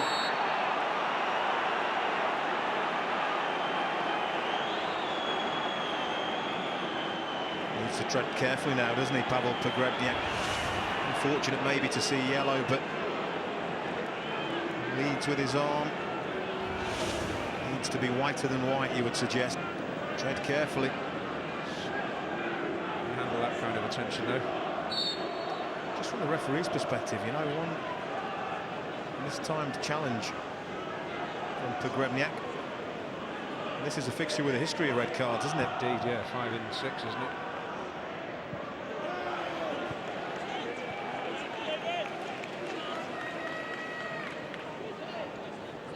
So, yes, although we may, if Junior Hoylett doesn't recover fully, see a team reduced to 10 men for a different reason. He's a little bit concerned about it still. He's not moving very well. Here he is, though. A little gingerly, that, wasn't it? Well, yeah, look, different, isn't it? The first thing he would be doing, were he 100% fit, would be facing up the defender and getting at him, and not once but twice in 10 seconds he turned that opportunity down. Oh, nicely done by Pogrebnyak. And here's Obita. 3 on 3, Obita! Green is there again. I don't know whether Rob Green was unsighted there or not, but it's a really unorthodox save. I guess it doesn't matter how you keep them out, but goes through the legs. He was going the wrong way, the goalkeeper, wasn't he? Maybe took a little bit of a gamble. Eventually gets a leg to it, spins it wide. Maybe feeling that Obita was going to try and beat him on the near post. But it's part of the goalkeeper's armoury and all that. Barton with an important header. He's back in there by Baird. Morrison! There's a couple of big moments, and they could prove to be really, really important in the grand scheme of things. This was the second one, the corner. Drops for Morrison, prods it goalwards. Spins off the outside of the boot. But Obita's chance was probably the one, wasn't it? He would have fancied Reading had they made it 2-0 from here.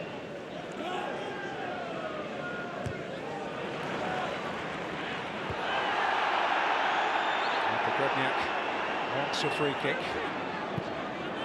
Reading not exactly accruing an advantage. But certainly Anthony Taylor not feeling it was worthy of his attention.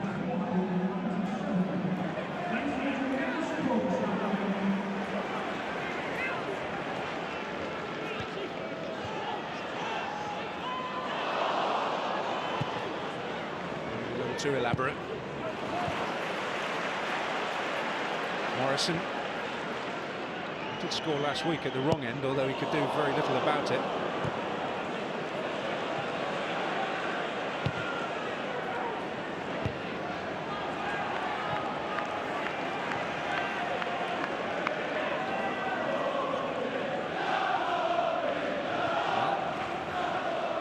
Win against Queen's Park Rangers, if it comes, would certainly make a statement. Well, it would. They'll remain in 5th place, but they'll close the gap to 4th place Blackpool to just the 1 point. Probably more importantly, the gap to 2nd just to 6 points. And every season needs a little bit of a catalyst, doesn't it? Could this be Reading's? Say every year there's usually one club that puts a fantastic winning run together. Last season it was Watford, if you remember, after a slow start. Strung a lot of victories together and shot up to the top 2. Season before that, it was actually Reading.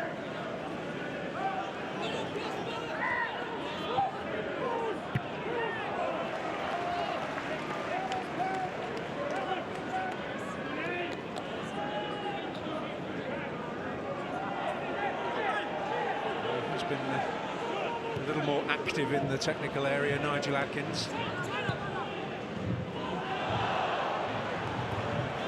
For Obita, and he's going to find him. Asuikoto is there, Barton. Cranchar looking for Johnson. Yeah, they know his goal-scoring record. I think they've answered that question, haven't they? Austin. Oh, sharp stuff. Phillips. Blocked by Kelly. Foul right on the edge of the box against Kaspers Gorks. Well, the referee is right. He's trying to play an advantage here. And obviously, if this ball nestles in the back of the net, he doesn't give that. It's a clear foul. It's good refereeing. It's what you want to see. No advantage. Bring the play back. He's got 3 seconds, hasn't he, to allow things to go, and he can still bring it back for the free kick. And it was well within that, wasn't it? And the biggest problem for Queen's Park Rangers here is this might be one of those free kicks. Sounds incredible, but it might actually be a fraction too close. Got to get the ball up and down under the crossbar very, very quickly. I'm sure the players would prefer it. We're at 3 or 4 yards further back. Having said all of that, we've got players there who are capable of finding the net from here. Barton, centre stage here. Be a Barton blast, it is! And it finds the net, and Queen's Park Rangers are level. Well, that's another stunning strike, isn't it? There you go. And there's the celebration. Well, it's for their injured colleague, Alejandro Faulin, who suffered a horrible knee injury last week, and he may not play again this season. And that's a nice touch. Wonderful touch. Clever, isn't it? Knows exactly what he wants to do. He knows he can't get the ball up and down easily and into the top corner, but the goalkeeper may be guessing that he's going to try and do that. And look at that, right through the gap. And he moves too late, doesn't he? Alex McCarthy. QPR have got their equaliser, and they've got their dedication to their teammate. Well placed to near perfection by Joey Barton. And a crucial goal for Queen's Park Rangers. They've got their other problems, haven't they? Because they've got a player down there. Well, what we feared is now coming to pass for Junior Hoilett. It doesn't look good. No, you're looking at his face. That is not the face of a man that believes he can carry on. Reissuing the instructions, isn't he, Harry Redknapp? Don't think we're going to see Junior Hoilett come back on. I mean, it's a gamble, one way or another. The question is it worth it? Because he is such a key player. Were he to carry on and make it worse and be out for even longer, that's the gamble, isn't it? That's the gamble.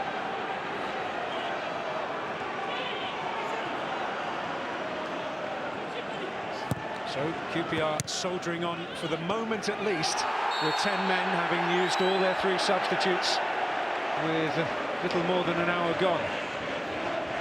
It appears to be a thigh injury, doesn't it? He's having his thigh strapped up down below us. Jeremy Hoylett.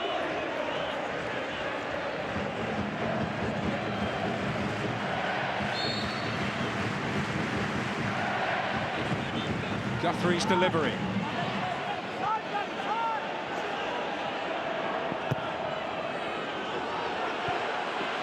Phillips chasing Kelly down. Well, Hoylett is going to come back on. How much of a part he can play remains to be seen. But he was willing to fight what was always going to be a losing battle there against Sean Morrison. Just be another body, maybe. He may just stay in the middle area of that pitch. Just be a body, just be a nuisance. Clog it up. Yeah. Oh, and they've got to be switched on here, right to the edge of his area. Robert Green comes. What a 10 minutes we've got to finish with. We are actually in Reading time, aren't we now? Yes, absolutely.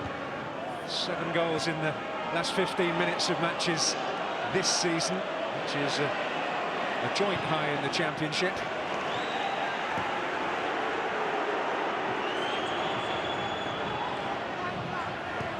We're over till it's over with them around. Johnson trying to get the better of Gunter.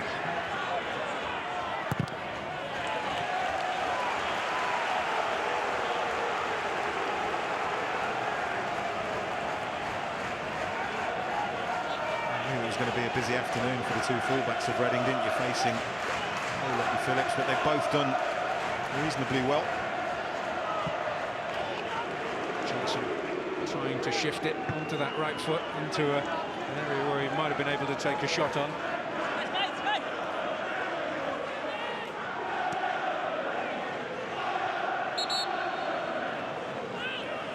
Certainly been compelling stuff, and the last 10-15 minutes maybe will perhaps be the most compelling part of it. You all think there's a great possibility of a little bit of a twist, sting in the tail, given the nature of the game and the way it's panned out, and chances at both ends. Spoke about that big moment, didn't we? A beater's chance when he got through. Now you look back on that, possibly could have been 2-0, game done. Time will tell. Phillips loses out to Pogrebniak. Barton. Nicely, Hoylett.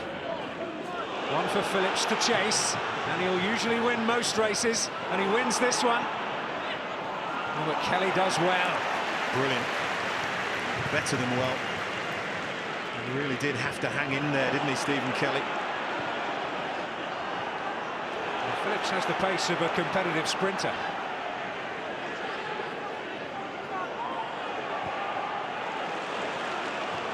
Simpson. Oh, and Abita lost his footing. It's Gunter away, Asuikoto a miscue, but it falls kindly for Johnson. Well, in those situations, the first thing I do is I look at the goalkeeper and the goalkeeper's reaction. And Alex McCarthy, trust me, he was beaten. If this is on target, watch the goalkeeper. He knows he can't get there. Andrew Johnson's just trying to hook that round, and well, lots of power. The power would have beaten the goalkeeper. That's a let-off for Reading. A moment of quality from the striker who's represented his country 5 times. Done plenty of damage to the Reading cause down the years. Cranshaw.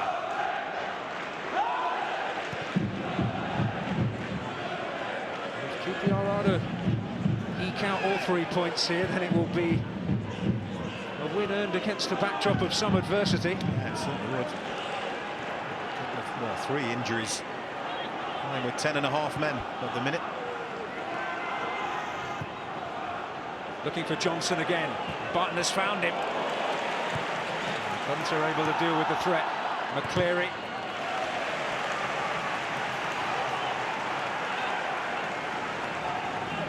of a spectator at the moment. I'm sure you have more than a passing interest in our Saturday night football tonight. Robert Green representing both Norwich City and West Ham United. That's live from 5 o'clock on Sky Sports 1. Guthrie, Pogrebniak.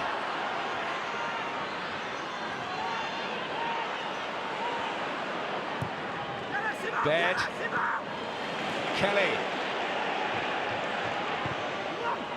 Barton in the thick of it. Cranchar, did he use a hand? Referee didn't think so. Austin. Hook stepping into good effect, but Austin's after it again.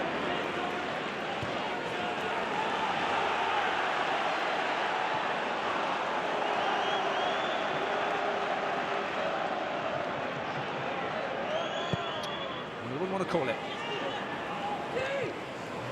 Players out there more than capable of being the match winner on both teams.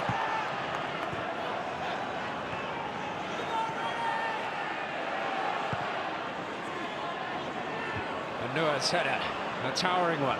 Gawks. Morrison to Guthrie. Well, McCleary's after this, Hal Robson-Kanu as well. Hill under some pressure. McCleary needs a bit of help. Gunter will provide it. And Nua on the end of it. This is Johnson. Almost lazy and laconic pass from Masuakoto, matched by the turn and pass from Cranchar. Great ball, Johnson for Phillips. And Austin giving him plenty of grief as well, but an opportunity lost. Well, it is an opportunity lost, and you just thought that he might just continue, have one touch and then take the strike, but he slows Stephen Kelly down, but he doesn't commit him one way or another. Defender does really well staying on his feet. That's a poor effort by his own high standards. What a ball that was by Andy Johnson. Yeah, he's had a real impact, hasn't he? Looks sharp and hungry. Masuakoto able to deal with it in the end. Danny Guthrie sitting it out at the moment in the centre circle.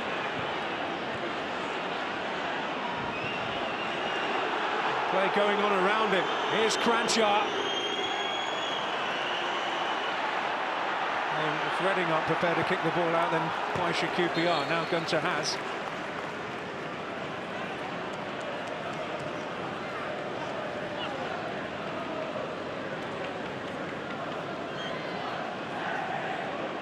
Well, some concern over Danny Guthrie's health and Hope Akpan with the blue boots on there. The background ready to come on. Billy Sharp. He's only had 5 minutes of Championship football this season because of injury trouble since he arrived on loan from Southampton.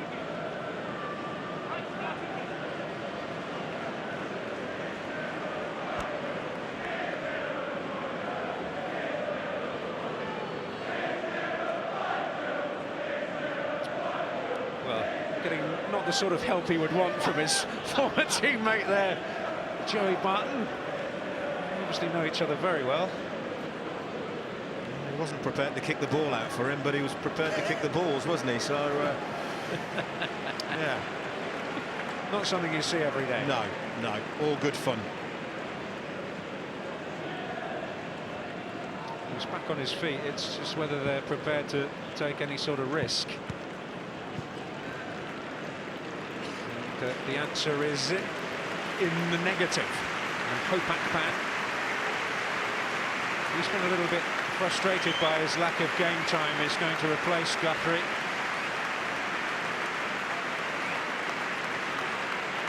Lad from my neck of the woods up in Liverpool, formerly of Everton. Hal Robson-Kanu off and Billy Sharp on.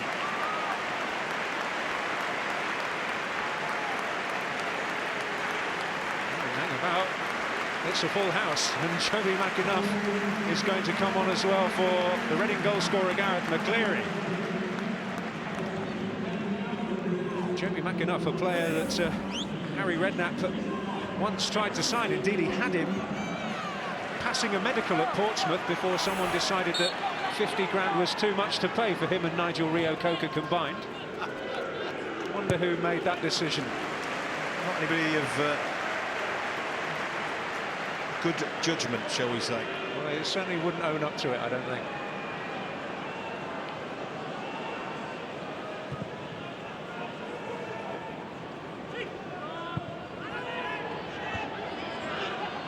Pogrebniak. Back enough. Here's Johnson. Asuakoto. McAnuff certainly buzzing around. Asuakoto. That's Baird. Asuakoto again. Manua. Phillips. We can look back as we go into 5 added minutes here. Some real missed opportunities. Abita's had one of them, but he's set this in motion. Pogrebniak.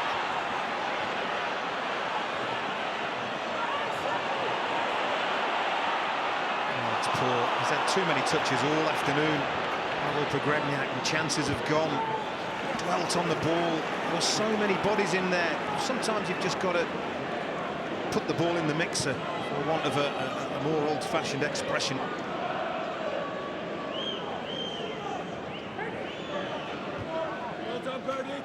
One of the byproducts of having too many touches of the football is space closes up. It wasn't the first time it's happened for him here this afternoon.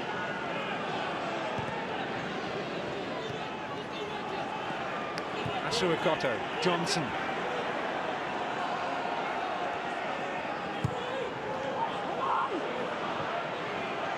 Wilson under pressure. Austin looking to box him in.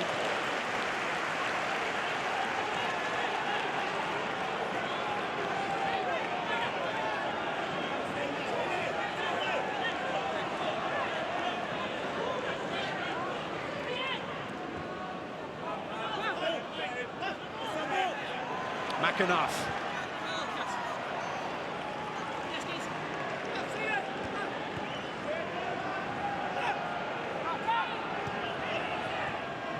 Pretty grim surroundings. Start draws to a close.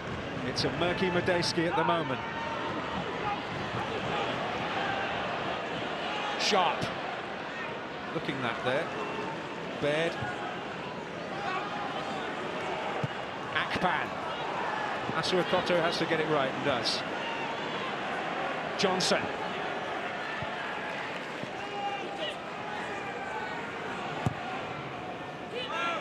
McAnuff and Sharp in a couple of moments in quick succession, forcing Asuakoto into a fairly long and aimless ball. Barton. Towards Johnson.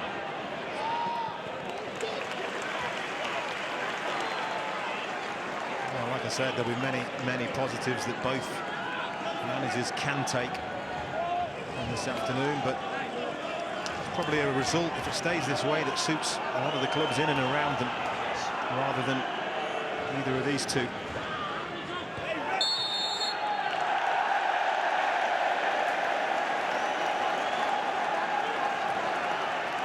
Well, Pogrebniak has got a free kick. He will say for once.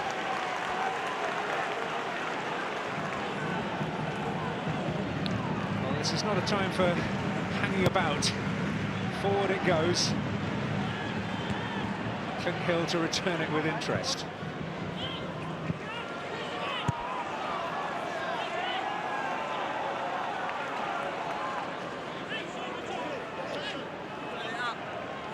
Reading having found their way into the lead and having had that great opportunity to double it. And, Jordan Obita was raiding. I certainly feel more disappointed, I would imagine. That's a foul. Sharp, frustrated. It's literally 2 or 3 yards away from the assistant. And Hill gets his body in between. Really sharpen the ball. It's a little push, isn't it? And again, all he was going to do was boot the ball into the stand. Reading would have been up the pitch on the front foot. Almost Too much enthusiasm, maybe. He's not had a lot of football. Baird. Maybe a little more by luck than judgment. It's Akpan. McAnuff. One last push for Reading, but Asuikoto is there.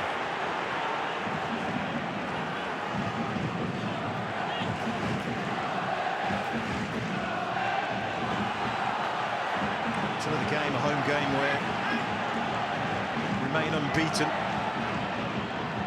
They would have wanted the 3 points here. Well, they may get a final chance. It's a corner. The team would have scored 4 90th-minute goals. Is there going to be another late show for Reading? All about the delivery. It's into the danger area. Morrison coming in. He'll pick up the pieces. Well, it is a share of the points for Reading and Queen's Park Rangers. Harry Redknapp may be the more satisfied, given that it came amidst the backdrop of adversity and injuries and going behind to a stunning goal from Gareth McCleary. But Joey Barton responding in kind with a perfectly placed free kick. Very difficult one to score directly from, but he managed it.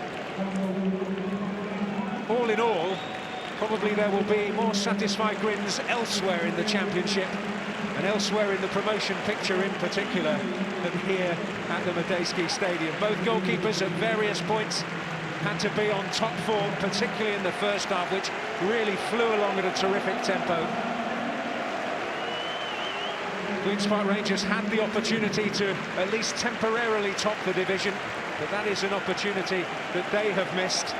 Matt Phillips had a great chance potentially to secure it, but Alex McCarthy on top form, again pressing his potential England claims.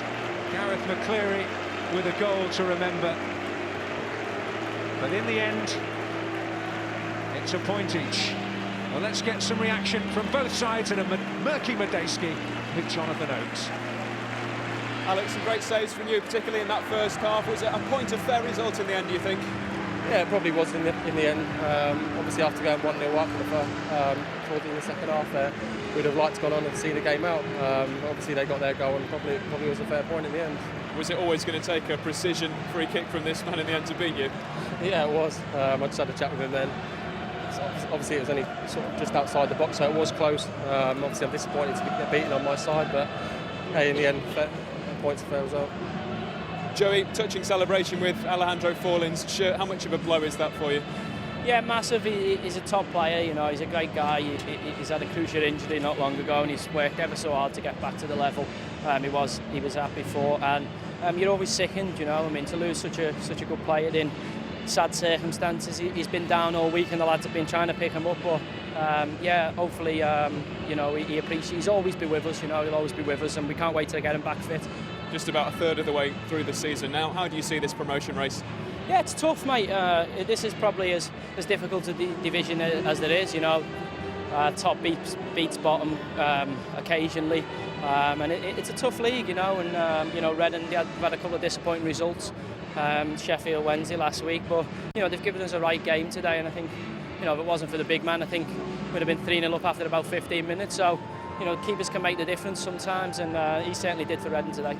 Alex, 2-week break now. Do you think Reading have got the tools to come back after that international break and have a real go at this promotion push now? Yeah, definitely. We're in the push now. I think we were fifth before we come into today's game. And obviously getting a point out today's game, we can take a lot of positives from the game. Obviously work on it in the next couple of weeks and then take it into the next game at Blackburn. Well played, Alex McCarthy. It's the Sky Bet man of the match. If you do the honours, please, Joey. Thanks very much. Last weekend in the Barclays Premier League, there are only 2 English goalkeepers on show. Another impressive performance from Alex McCarthy. And a good display from Joey Barton with that equalising free kick. A really clever free kick as well for his second of the season, which means it finishes for the 3rd time in a row, all square between these two sides. Reading's unbeaten form at home continues, yet to be beaten here at the Madejski Stadium, but they stay 5th. They're on 24 points. As things stand, 8 points behind Leicester, who could increase that gap today if they're going to win against Nottingham Forest. Queen's Park Rangers, as you just heard, missing out on the opportunity to go top of the Sky Bet Championship ahead of the 3 o'clock kickoffs. Burnley in action, by the way, against Bournemouth later today. Much live action to enjoy across Sky Sports this afternoon. The autumn internationals continue at Twickenham. Can England make it 2 wins out of 2 after that win against Australia last week? They take on Argentina today. Sky Sports 2 and Sky 3D. The tennis continues. The World Tour finals in action this afternoon. Juan Martín del Potro takes on Roger Federer. Later today, it's Novak Djokovic against Richard Gasquet. The Grand Slam of darts is right now over on Sky Sports 4. That is via the red button. And Jeff and the team are underway in Soccer Saturday. All the goals as they go in throughout the afternoon on Sky Sports News. And then later today, Saturday night football team talk. All the news ahead of the 3 o'clock kickoffs as they build up to Norwich against West Ham, which is the live game later today. That's after we're done here on Sky Sports 1. Peter Beagrie is alongside me. We'll hear from him when we come back. We hope to hear from the two managers as well, as once again his points shared here at the Madsted. A really good goal from McCleary, a wonderful strike back from Barton, and it finishes a point apiece.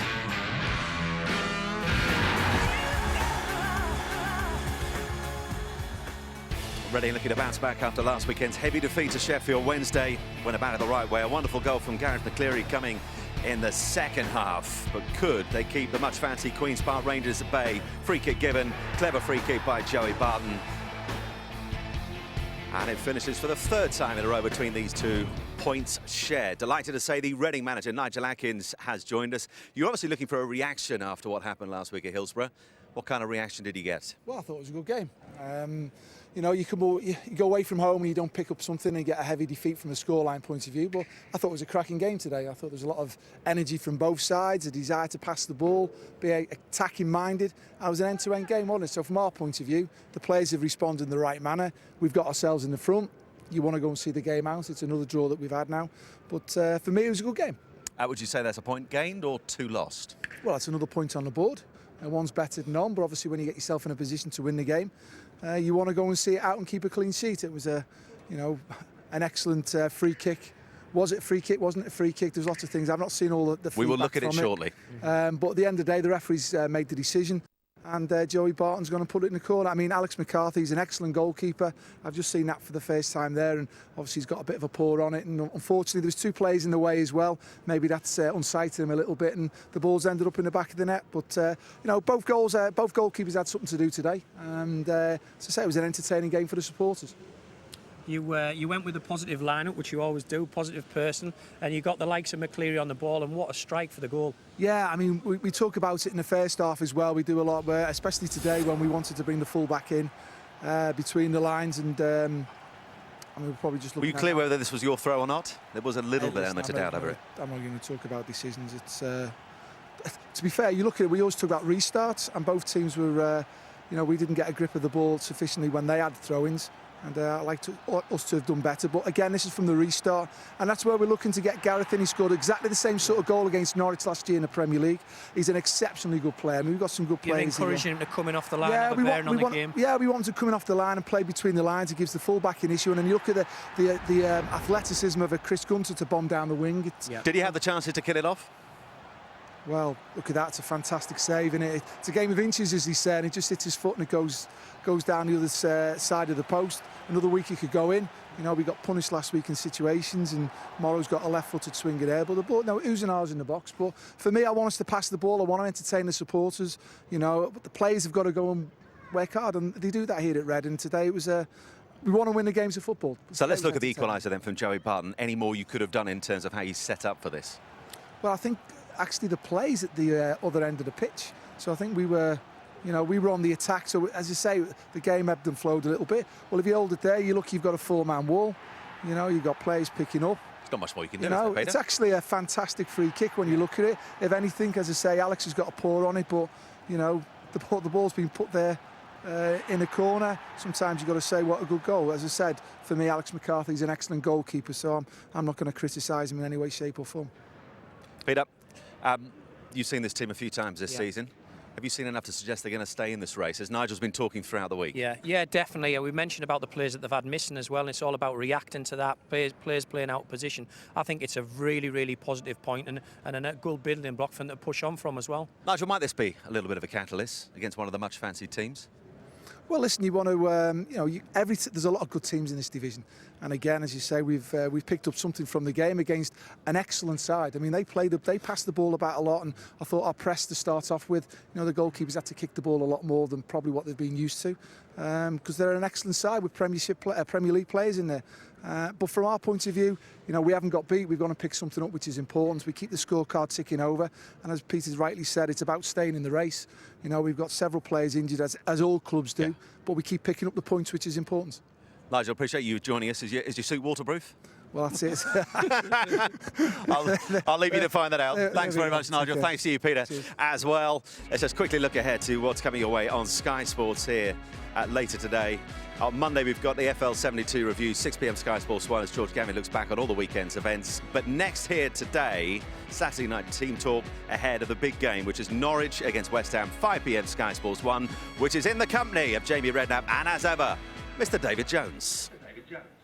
Simon, thank you very much, and I know you'll be watching later to see how certain Norwich go, and I know that Simon is not the only Norwich fan who's a little nervous at the moment, Jamie, rightly? Absolutely. Well, when you've been beaten 7-0 last week, yes, I think they are right to be a little bit nervous, but this is a sort of game where you can turn everything around. You know, they spent a lot of money in the summer, and I feel now Chris Hughton's taken the brunt of a lot of what's gone on. It's up to the players now to stand up, and I'm talking about people like Leroy Fair, Van Wolfswinkel, Hooper, whoever decides to play up front. They've got to go for this one today, you know, and I think managers take so much criticism. I think the players owe their fans this afternoon. But you get the sense that this is a game that neither side dare lose later. When we return, though, all the talking points in Saturday Team Talk.